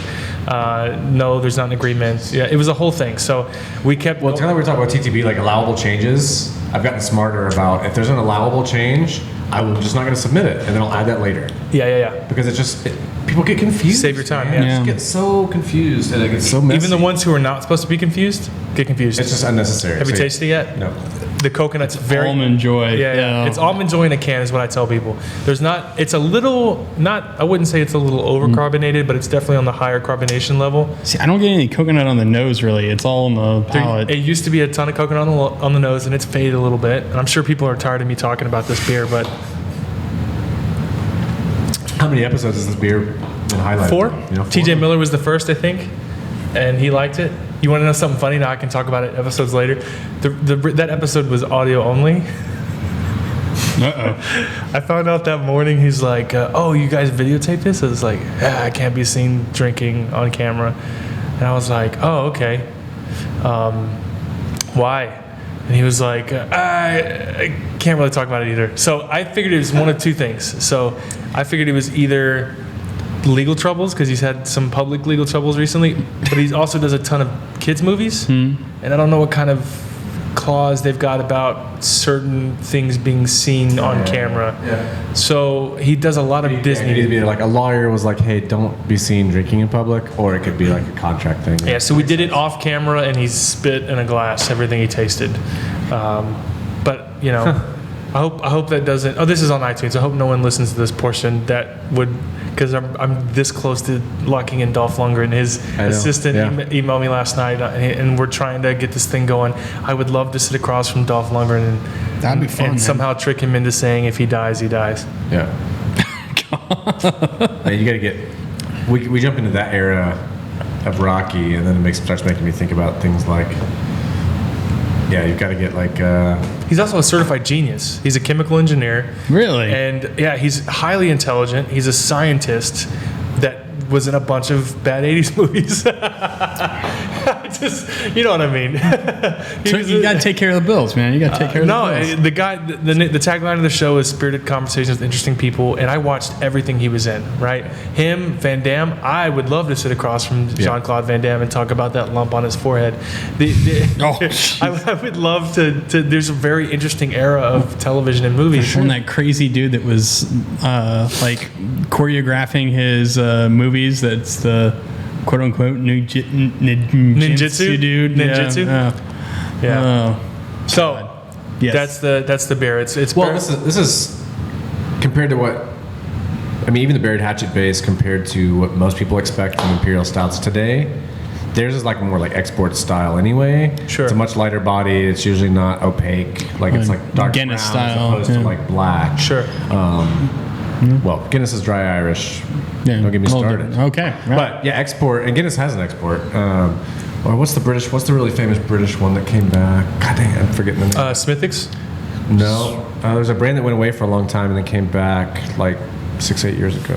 Anyway, export style is like probably the least understood of like higher ABV stout styles anyway. So what's always funny to me is like one of my least favorite beer extracted barrel notes is the coconut thing. Almost most barrel aged stouts get some of it because that's actually from American oak. Yeah, that's a barrel thing that comes out at lower ABV. Sure, it's extracted at lower ABV that doesn't at higher. It's like, man, where's all this coconut coming from and all these imperial stouts that like never shows up in whiskey? No, sure, and it has to do with like the stuff. The whiskey left that in there. The whiskey didn't. Yeah, it's not. It's water soluble stuff as opposed to alcohol soluble, but. So it's always interesting to me. Even like the Goose Island, the Goose Island, like they did the coconut one a few years back, and I'm like, there's coconut there already. You don't need all you have to do is just let it do it. Coffee, coconut, and peanut butter. I'm a huge fan of in beer. Peanut butter stouts. A huge fan. I think the best thing coming out of Eighth Wonder in Houston is their Rocket Fuel, their Vietnamese coffee porter. I think it's a great breakfast beer if you're non-judgy and don't have a problem with breakfast beers. It's a meal supplement. I'm a huge fan of anything that tastes like coffee. So, but yeah, I think they did a great job, and we've talked to them. I'd like to see this. I don't know that they'll see me say this, and this is definitely a pipe dream, but this originally is essentially like a barrel pick, right? We did a small run. I'd like to see statewide distribution for it. I'd like to see 5,000-6,000 bottle can run. How many barrels would you need for that? 20 barrels? Yeah. So we may, most breweries have contact with some whiskey makers already. We may not specifically be using HBS barrels, but it is an HBS stream that developed into a source more barrels, Chris Hart. Pretty well received. We're trying, man. It's hard. And it gets to the point that if we have nowhere to send them in between, they dry out. That if you do put beer in them, it'll get infected. Yeah. You probably don't know anybody that could give you whiskey to like keep the barrel wet. Yeah. 0 people. Hey, give me some free whiskey to keep my barrel wet so I can do a beer project with some brewery that's nothing to do. Free is a very strong word. Come on, Travis, get your shit together. Yeah, so and I'll be honest, I wasn't a huge fan of the last couple of releases of Black Crack, so I think they did a great job with this.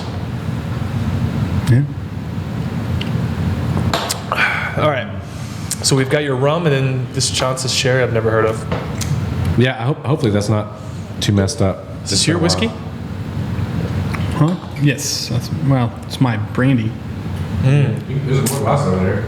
Dude, after you've got that coconut flavor in your mouth, taste that brandy. It's very complimentary. I just did it. I mean, yeah, if you don't want to slam that or dump it, no. There's a whole rack full of glasses. You can pick up on the coconut notes on the brandy. 4 liter. So white rum, huh?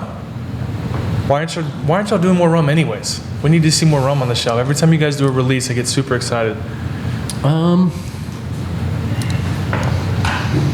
mean, I guess some of it's just sales market stuff, I guess. I don't know. I mean, I think if anybody came along and told us like, hey, you guys need to make more rum, like we would. I mean, it's not a problem. We make it because we like it. And if someone it's kind of like the peated that we released last year, which was only 3 barrels. We've laid down a ton, but I really don't know how big of a market that's going to be. Sure. Where's the 35 ppm peated? When's it coming? The new peated release. The new one will be a mix of 35 and 65. Oh, yes. And first fill and refill. Oh my God, so Jared. 50-50 in first fill American and refill ex-bourbon. Take my money, please. Just take it. I just put 7 barrels into Sauternes too, from the ex-bourbon. We'll see how that goes. Heck yeah. I think some ex-bourbon peated with Sauternes would be pretty nice. Anyway, what's the weirdest thing you guys are working on now? Ooh. I mean, you guys kind of. The weirdest thing we're working on, I'm going to distill tomorrow, do the spirit run on tomorrow. Jester King had some barrels that went acetic. Okay. That they didn't end up using for their Spawn and the atrial rubicite releases for this year. They said, hey, would you guys have any interest in these barrels that went acetic? We're like, sure.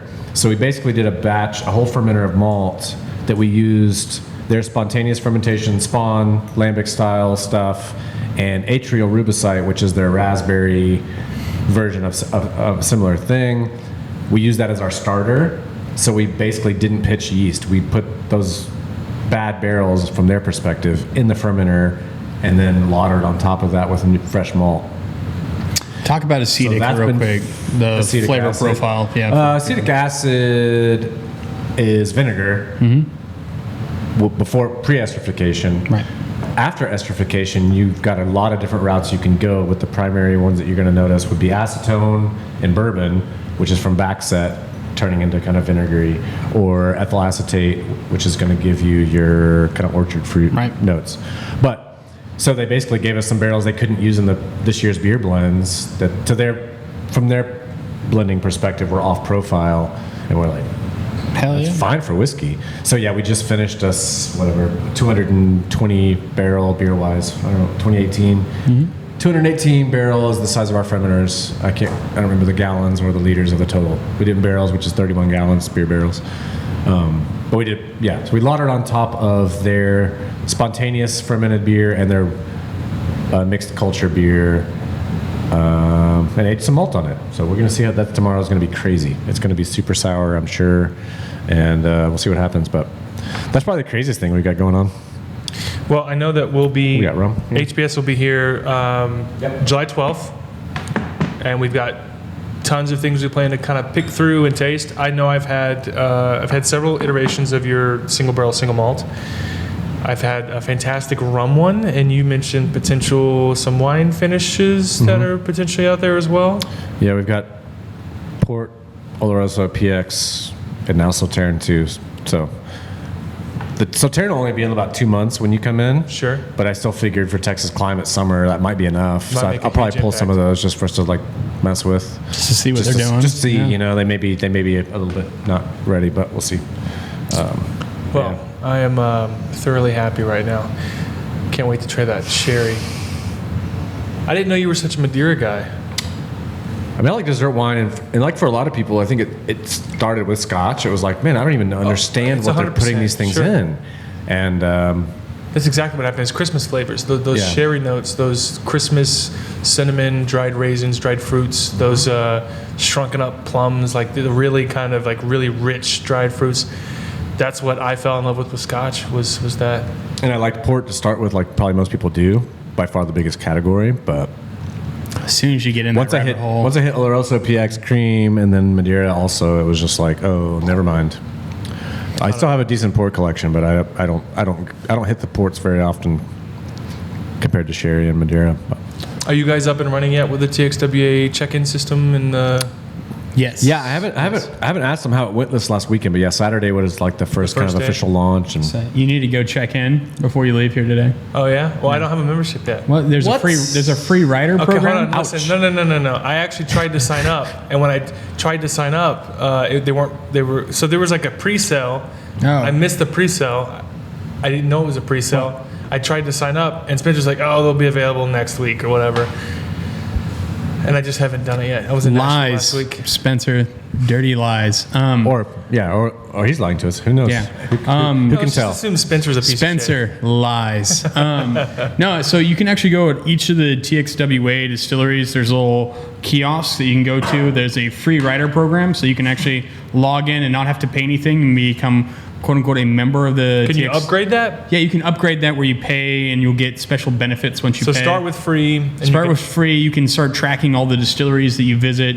You'll get points so that you eventually can get like free t-shirts and stuff like that. The free one just, you don't get the Glencairn and the t-shirt and all that stuff. But eventually, if you visit everything, you can get a few free items. But the upper levels are like where we'll have special single barrels that the distilleries will pick, or every distillery is going to do something a little bit different that you'll have access to. So great idea. Yeah, we plan on having like, whether it's single barrel or blends, either way, like stuff that's only available. You show up with your card, like you're the only people that can buy that, you know. Well, you guys and then when someone else sees someone else, like, what?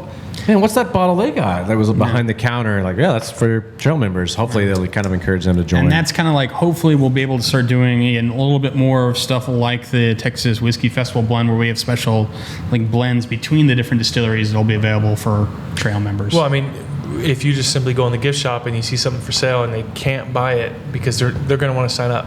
right? They're going to want to be a part of it. So I think what Spencer's doing, I don't know what all Spencer's role is, but he seems to be the face of what's happening. I mean, he's our executive director. Right, exactly. And now, if you become a member, that's not giving doesn't mean you get alcohol. It means you get access to be able to purchase alcohol from the distillery. All right, so, TABC and all for that. For legal reasons. Did you watch the episode I did with TABC? I watched part of it. How disappointed were you? The fact that there were certain questions that couldn't be asked, I was a little bit. Oh, so you heard me talk about it being nerfed? Yeah, I got nerfed. So he was a very nice person, the executive director. Mm-hmm. He actually sent me a letter. So okay, all right. So we did an episode with the executive. Wade person thing was cracked my stuff up. We did an interview with the executive director of TBC, and right before. They told us there's certain things they can't talk about. We can't comment on pending legislature. We can't comment on this. We can't comment on that. And I said, well, I plan these interviews, things I want to talk about, and now I've got to pull something out of my ass. Yeah. And so it was a real struggle to get through that interview. It was the most heavily edited. At one point, we actually had to It was so rough, man, and I felt so bad. And then he said something completely wrong. He's a very nice guy. He was very nice, and it wasn't him. It was his. Nettles? Yeah, Bentley Nettles. General. He was very nice, and he gave me in the military, they call them challenge coins, but whatever the TBC version is, where it's twice the size of a challenge coin. It's a Texas challenge coin, I believe. Yeah. So he gave me that, and then apparently he said something wrong in the interview that's completely illegal. They asked for my address so they could write me a thank you letter, but really in that thank you letter, it was hey, by the way, I said this. It was completely inaccurate. Just so you know, you can't. Do not air that. You can't stay open past 2:00 and serve alcohol or whatever that was. And I said, okay, all right, well, cool, thanks, I appreciate it. But it was kind of embarrassing because we kind of promoted that episode as hey, dude, I'm not sitting down with an agent. I'm sitting down with the guy. Yeah. And he was great. He was really great, but there was just not much of content there, and I just felt bad. Well, and it's frustrating because again, the agents, they can't know everything that there is to know. The things change so often and so quickly that it's very difficult. And then they have beer, wine, and spirits plus the enforcement. So there's a ton of rules, and they don't make the rules, right? It's so not them. They're only the enforcers. So when I asked them, we start talking about blue laws, they're well. Those aren't really our. Yeah. We just enforce it. If you want to talk legislation, go talk to legislators. So I feel bad for them on a lot of levels. Yeah. So I'll tell you what I did do. I do feel bad because they're the painted as the bad guy. But I started reaching out to senators and representatives to get them on the show, and I even reached out. Oh goodness gracious! I even reached out to. I got a rejection response. Hold on, let me pull it up. I knew I was gonna get a rejection for this, but I wanted the rejection just so I can tell the story. Right. So you can put the letter up on the internet. This request. Documentation. That's hilarious. That is hilarious. I asked former President George W. Bush to come on the show. Former President and Governor Bush. I got a response. I knew the answer was going to be no. I asked Michelle Obama too, but she said no. You should ask the current administration here in Texas. Trump doesn't drink. Oh, you mean governor-wise? Governor-wise. I don't know that he'd Abbott do or it. Lieutenant Governor, because there's a lot of questions I'd like to answer. I will tell you this. I've been shocked at who said yes so far. So we'll continue to ask. Dolph Lundgren. Yeah. We'll continue to ask. We'll continue to try to get. I would. I don't know if I've said this on the show. I would kill to sit down with Ron Perlman. I'm a cigar smoker. Ron Perlman. He's a cigar smoker. He drinks You're whiskey. a fan. Comics, Hellboy. Yeah. You're a fan of Hellboy. I've been following him. He He's been used to be Hellboy. One of my favorite directors of all time. Does anybody else think that him and Tom Waits might be the same guy? Dude, Tom Waits. Could be. He's Tom Waits' dad, or Tom Waits' dad. Yeah. Did you watch The Ballad of Buster Scruggs? Yeah. So the Ballad of Buster Scruggs, Tom Waits had his own segment about panning for gold. Mm-hmm. I know, and I kept thinking this could be Ron Perlman. You guys are the same person. So what if they are? Hey, that's the new conspiracy theory started on the internet just now. It's it's a bunch of mini westerns. Yeah. So the Ballad of Buster Scruggs. It's on Netflix. Have you not seen it? I haven't seen it. Yeah. No, All right, we're done. Your segment's done. We'll finish this. Man, up. we're gonna go Yeah. watch that. Yeah, we'll go watch it. It's so good. You can It's spoil so it. good. I'm gonna go watch that But tonight. it's got an all-star cast, including I think Liam Neeson's in it. Liam Neeson. I'll watch anything Liam Neeson's in. But Tom Waits plays he comes into a valley where no one's around, and he finds flakes of gold, so he starts panning, and he develops a relationship with the valley. He starts talking to it. I'm going to find you. He calls Very it his... alone, like isolated. Yeah. Yeah, he calls it his Mr. Pocket, right? There's a pocket of So gold. it became in his Wilson on the island. Yes. Yeah. Yes. Yeah. And it's a phenomenal. And I'm watching it. My wife loves good cinema, but there's certain cinema she doesn't appreciate, and it's the Deadwood, the country, saloon. Tom Waits is incredible. Anyways, I'd love to sit down with Ron Perlman because I think he'd have an interesting backstory. I'm a huge Guillermo. Who else is on the list of like I wish I could get? Ron Perlman honestly was one of the first people I ever thought of. Okay. For the show. Guillermo del Toro latched onto Ron Perlman years ago for a lot of his iconic films. One of my favorite films he does, Ron Perlman's not in it, and that's Pan's Labyrinth. One of my all-time favorite films. But in terms of like really interesting folks to sit down that drink booze, I'd love to sit down with. I know this is no longer entertaining. We're like 2 hours over. What's his name? The Big Lebowski. Jeff Bridges. He's a vodka Bridges. guy. I did talk to his agent. He's a vodka guy. And when I tried to sell him on a whiskey show, I've learned to stop mentioning that it's over a few glasses of whiskey. The interview's over alcohol, like it's over a few drinks. Because some people don't drink Whiskey, right? I really wanted to sit down with, there's been a few comedians and a few big celebrities that are sober. They don't drink. No. And so trying to pitch them on the show was a tough sell. But I can imagine. So. yeah. But Matthew McConaughey is like jumping through fucking hoops with Campari because they've got to be involved. But I'm trying. We are But talking. it seems like they should be involved. Again, Genesis division of Glaziers, get on it. Look, listen. This is the only show covering spirits on the radio. It's not just a podcast, and there's nothing wrong with a podcast. I mean, the dream for me. I'm dying to sit down with Mike G from Show to V with Mike G. He's incredible, man. He started the spirit podcast movement in Texas. Like he's like on episode 240 or something. Ooh. So, What episode are you on now? What is it? 60. This is like 67 or something. Dude, you're catching up. So a year and March of 2018 was when we started. All right. So Speaking of weird endorsement stuff and like connections, I've got two. Okay. Is that who I think it is? I don't know. No. Briefly, is that starts with W? No. Trebek? Not Trebek. No, not Trebek. Trebek. The Star Trek guy. No. William Shatner. Is that not William No, Shatner? it's not William Shatner. It's not William Shatner. So we had this really weird, super weird, man. There's some weird things happen in this business, but had a buddy that I knew in college who was a good friend of my younger brother's roommate. Sure. Forget all that. Lives in LA now. Spaceball Theater, style knows some connection. actors. And he was like, hey, lives in Waco, or his family's from Waco. And he says, hey, I'm going to be coming in. I don't know if you watched The Walking Dead. But Oh God. Oh, is that? So this is Abraham, who's now gone. Let me see his He's face. dead. Michael Cudlitz. The ginger, man. The military sure. ginger dude. Yeah, he was the ginger in the. Yeah. This show is a big supporter of gingers, so Yeah. we do appreciate that. They made gingers cool Yeah. again, bringing it back. Thank you, so sir. that's Michael Cudlitz. So he knows him. Yeah, I'd love to. He doesn't know that guy. He knows. His second cousin's third brother. No. Man, I'm going Oh, there's a little Yeah, I was there's a actually little going to ask you about this because I was like, so hard. There's a little oxidation in this. Eugene. Do you know who Eugene Oh yeah, is? yeah. So Eugene. Mine's milky. Yours is opaque. Or mine's opaque. Yours Oh, is. did you like get it swirled Yeah, up? You yeah. got the bottom of the bottle. bottom of the bottle. That's So this is McPherson. Yeah, so fucking killer. Mm. These guys. Yeah, tap your phone. This is good shit. This is is good delicious. fucking shit, man. Yeah. Where do you find this?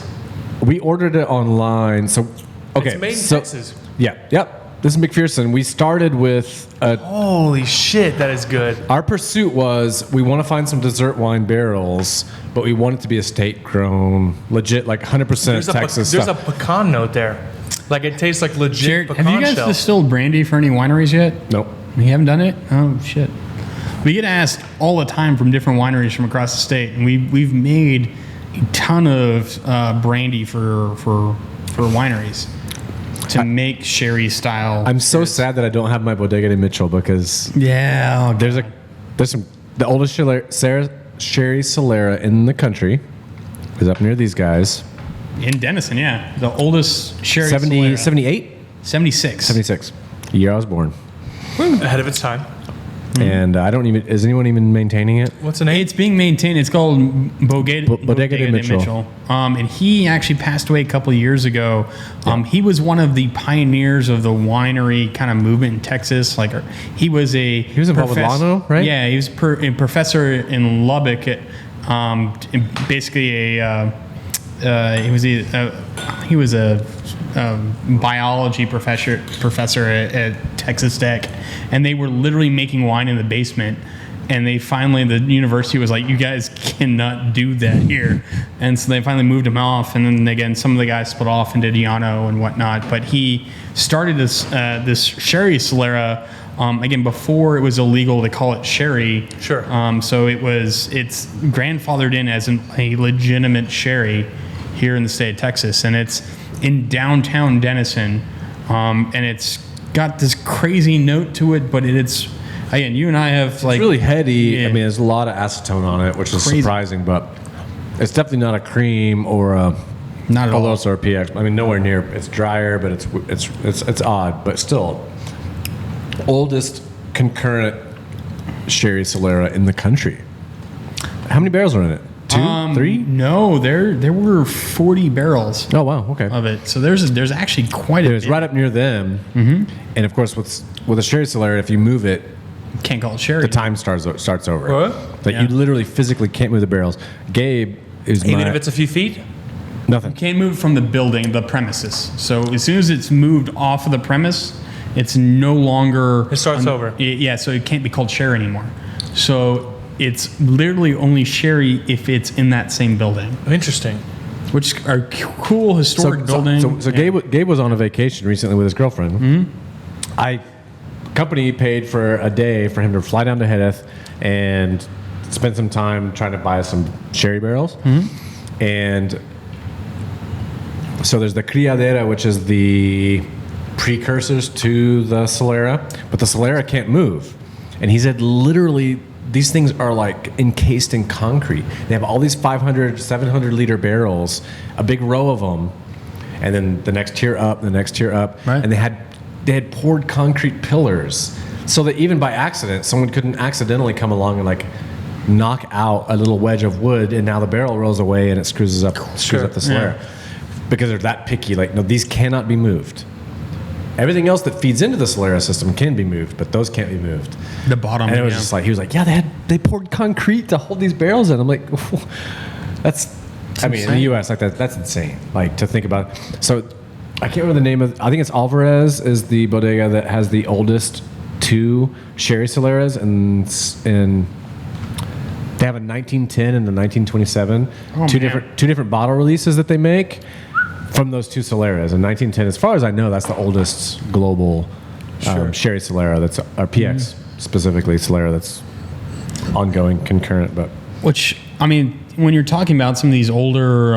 This is so good. Older dessert I'm wines. trying not to interrupt you guys, but Yeah. can you order this online? I don't remember where we got it. Because I know wine can be delivered in Texas. Yes. I need I'm a pretty case sure we of did. this. I know. And Delicious. how much a bottle do you know? I really, It's a I white don't remember privilege because, like I said, we literally were like, we need to find dessert barrels in Texas, but we don't want to buy stuff that's not estate grown. This is absolutely... And so we went through everything we could find in Fantastic. Texas. Yeah. Hawk was on the list. They were on the list. I always thought it was hack. Parissos, I don't know. I'm not going to, yeah. Yeah, I defer to you, man. Julio's, I don't know. As much as people can talk about Texas wines, I thought Texas wines were doing fine. They're doing fine. Well, I tell you what, it's more expensive for us that are making brandy in Texas. It is more expensive for me to buy grapes from Texas than it is from California. That's crazy. Is it a size thing, production-wise? Texas is like the third biggest producer of grapes. It's just there are so many wineries in Texas buying up the Texas grapes, and the demand price stays high. is so high. Well, it's kind of like the agricole thing has come up, which once again, Ty Phelps down at Andalusia. Andalusia. I really want to sit down with him. The social is such a blur that I don't get to great talk to friend. You need to head over. Great guy, but man, I want to punch him in the face. He did agricole before we had a chance to. He got the Madeira barrels from Hawk before we had the chance to. But he gets it. And what a piece of shit. Yeah. Darn it, bad dude. Jerk. But we were trying to find Imperial Sugar is just like a huge, on paper, legally, it's just a huge co-op. Yeah. But they all have contracts. So when we start contacting people, like, hey, man, we want to get some juice. We want to get some fresh cane. We'll mill it up here, whatever we have to do. And, like, we have a contract with Imperial. It's gone. It's just gone. Texas has a huge amount of Texas. So we do our rum, and I hate it because I'm like, man, we grow so much in Texas, but it's so already tied up. It's really hard. It's really hard to get a hold of it. Sure. And so they, once again, like, man, they're like, we're doing some agricole today. We just pressed some fresh cane. I'm like, who did you find? They're like, I mean, it turned out it was a farmer that had like 3 acres. It was tiny. It's like, I never even thought about finding someone that small. Because there's a really South Texas. That might be the way to go, by the way. That might be the way to go is to find a farmer, and we'd have them down. Unfortunately, like their fermentation size compared to ours, I would need to find 3 or 4 people with that volume. Sure, but like that's to even make it worth a while. And I'm happy. I'm kidding. How about I'm kind of Balcones buy a piece of land and start growing their cane own? on it? Yeah. Think about cheap-wise. Wouldn't that save you money? Hey, boss. I don't know. Because you'd be growing it yourself, right? And obviously owning a farm is profitable, so wouldn't it make more sense? Yeah, but then you have to have a farmer with experience of growing sugarcane. And what do you do for a distiller? You hire a distiller. Hire a farmer. Yeah, dude. I mean, it's not as easy as it sounds. I know it's not as easy as it sounds. You're talking to 2 people that did not hire distillers. We like grew. You ended up becoming one. We grew distillers internally. Okay, so grow some sugarcane. Even getting farmers to grow heirloom corns, like it's tough. It's a tough sell. Like, hey, we want you to grow something that is not going to yield as much. It's going to be way tougher to grow. It's not as disease resistant as everything else that you grow. Please do it, and we hope to buy it if it turns out. It's a tough sell. I'm not saying by any stretch of the imagination that it's going to be easy. What I'm saying is if you can't find anyone, there's lots of land in this state for sale. But you're asking someone to learn how to grow sugarcane and harvest it and do everything properly. I was at Jack Daniel's last week, and Jack Daniel's. I'm excited to see how this is relevant. Yeah. Okay. It's so. This is how I'm over here at Jack Daniel's. Yeah, Jack Daniel's says it's cool. No. Well, I was at Jack Daniel's last Friday day, and I think the future is tourism when it comes to distilleries. And when you have some of these distilleries that have hundreds of acres, like when you get to Maker's Mark, you have to drive through their property to get to the distillery. Right. They've got all this unused property that's just grass. It's just the front lawn, so to speak. Yeah. I think the future is utilizing that as a destination. If you go to Lynchburg, Tennessee, the only thing in Lynchburg is a couple of restaurants that are most of them are owned by Brown-Forman already, and the distillery itself. Yeah, Kentucky Owl agrees with you. Right. My point is, I told them, I think that why should I have to rent an Airbnb in Nashville and drive an hour and a half to Lynchburg if Jack Daniel's simply opened a bed and their breakfast, own bread and breakfast, it'd be sold out every day. Or a hotel. It would be full, nonstop. You'd keep the people in Lynchburg at the distillery spending money at your place. No, 100%. And she goes, well, we make whiskey good. You know, you got to stay focused on what you do good. I said, you own a restaurant.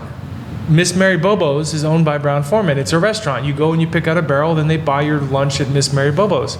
Well, and that's why they've formed, like for us, we've formed partnerships with the Hilton Garden Inn that's just down the road from us, We have a special rate, and when we do the whiskey camps and stuff like that, if people choose to stay, like we've got it all set up, and it's like transferred back and forth to the distillery. Copper and Kings has an agreement with a couple of Airbnbs. Yeah, I think you guys should lock down a couple of Airbnbs. Yeah, and that's the one I stayed at. We're talking a couple with bread and breakfasts up in Deanston. Yeah, I think it's 100% true. Like that type of experience is a huge part of the future of spirits. Like not just spirits. I mean, well, we talk about Nielsen data and stuff like that. Sure. As nerdy as that is. Yeah. The only segment of craft beer that's growing is the brew pub. We've kind of took all of this localized, like this is made down the street. These guys grow the tomatoes that you're eating at your like farm to table restaurant. Oh, this beef is from right down the road. We took that pretty seriously, and now we've kind of digested it, and that's now what we want. So most people would be super happy to go drink a beer that in a blind maybe wouldn't be their favorite Pilsner or whatever. Right. But you're there. And the guys are there that brew it, and like people are brewing back there behind this plexiglass, and the like farms right over there. Dogs, and there's like a play Houston's area, and we're playing washers, and there's like a new brewery opening up every week almost. Yeah. I mean, you look at why Garrison's is so much fun to visit. You go out there, and there's the farm, there's the barn, the barns, like, and again, Dan's there. Old white guys, they're everywhere, and Treaty Oak too. I mean, Treaty Oak too. Chester King. Treaty Oak just brought in. They have their own barbecue place on Treaty Oak, and like, I mean.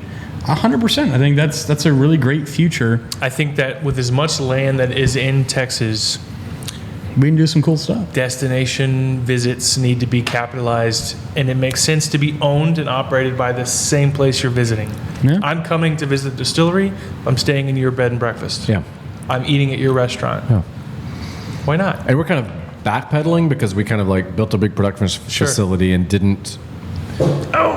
And I know people have done the opposite, where the visitor experience is the primary goal. Sure. And I'm happy that like making good whiskey is our main goal, and these other things are secondary. But we're kind of having to like reconsider, like, man, do we need to remodel? Like, we didn't really plan for the amount of traffic that's showing up. We kind of misgauged, or how popular you're going to be. The fit, the overlap, the Venn diagram between like you're right next our to Magnolia. interests and what's like popular was not. It wasn't a great fit. So we didn't plan for the amount of traffic. We didn't start doing cocktails. Like, you guys are increasing the size of your tasting room, though, right? We're thinking about it. We're looking at it. Yeah. Are y'all we do have. off-site? We age upstairs, but we also have 2 warehouses, 2 rick houses out. So Four Roses has the ability to visit both locations, right? Mm-hmm. Yeah. There's not really a whole lot out. A little farm outside of Waco. We're right next to. We can get into Waco trivia, but Dr. Pepper was invented here, and the Dr. Pepper bottling plant is right next to our warehouse. Were you aged? So when are you distilling Dr. Pepper? This is the real question. As a home brewer? You know what you should call it? You should call it the Pib Warehouse. The Pib what? Oh, God. the Pib Warehouse, Mr. Pib. Oh, man. Yeah. Like, it's not quite Dr. Pepper, but it's very adjacent to it. Or what's the Walmart one? It's like... oh, geez. Dr. K? Dr. something. Dr. K, I think, yeah. Is it really what it is? That's horrible. It's something. It's something garbagey. We are now tasting a little bit of last year's Weller with some wine sugar. If you could see my glass, there's some beautiful sherry wine sugar in here. So, I mean, I said it before, but we literally thought the time we had these tequila barrels showed up that had Bordeaux in them previously, it looked like sand. We were super confused until I tasted it and it was like, oh, this is sweet. This is sugar. Somebody just, I think it was Reed from Deep Ellum, posted a thing where they cracked open some barrels and there was that on the inside. So that makes complete sense of that. It's actually it's just like sugar. evaporated. Like so again, when he asked me what it was, and I was like, I have no idea. I've never seen that before. Of course, I didn't crack open our port cask when we got them. So I am buying a case of that sherry. It's fantastic. It's so good. I'm good on that. Chansa. We should wrap this up. Thank you so much. My wife's been texting me like, when are you coming home? So like, much editing, so much censoring we're gonna have to do. I gotta talk to my producer, find out how we're gonna cut this and put this out. This was absolutely everything I wanted out of it, and even if no one enjoys watching us for 2 hours, we I will enjoyed tell this. you, if no one enjoys this, you should have been here. We had fun. I'll tell you to go fuck yourself. I wouldn't tell you to fuck yourself. I'd tell you, drink a little bit more whiskey. You'll enjoy yourself a hell of a lot more. If you watch this sober, I can imagine. Do not watch this sober. Well, I watch them all before I post them, so I'm going to watch this and see how this turned out. But in the meantime, I appreciate you both. Thanks so much. Yeah, absolutely. Jared, good seeing you, buddy. Yeah, man. I've been wanting to sit down with you for a couple of years. I know I didn't ask. You act like I had this like PR machine that like restricts access. He does come to the Houston Whiskey Social every year. He didn't come last year, did you? I didn't come this year because Zach had died like 2 days before. Yeah. But the week previous year. But yeah, I came the year before. Yeah, and we went out to eat. And you were like super busy. You were like, hey, like, I got people to meet with. Not only did I not get an invite to dinner, but also those nights, or I don't retain any information other than the horrible Neither did woman passing out in her mid-60s. Yeah, that's scary. That stuff I retain. So without no more ado, thank you so much for watching, guys. We'll see you guys later. Cheers. Cheers.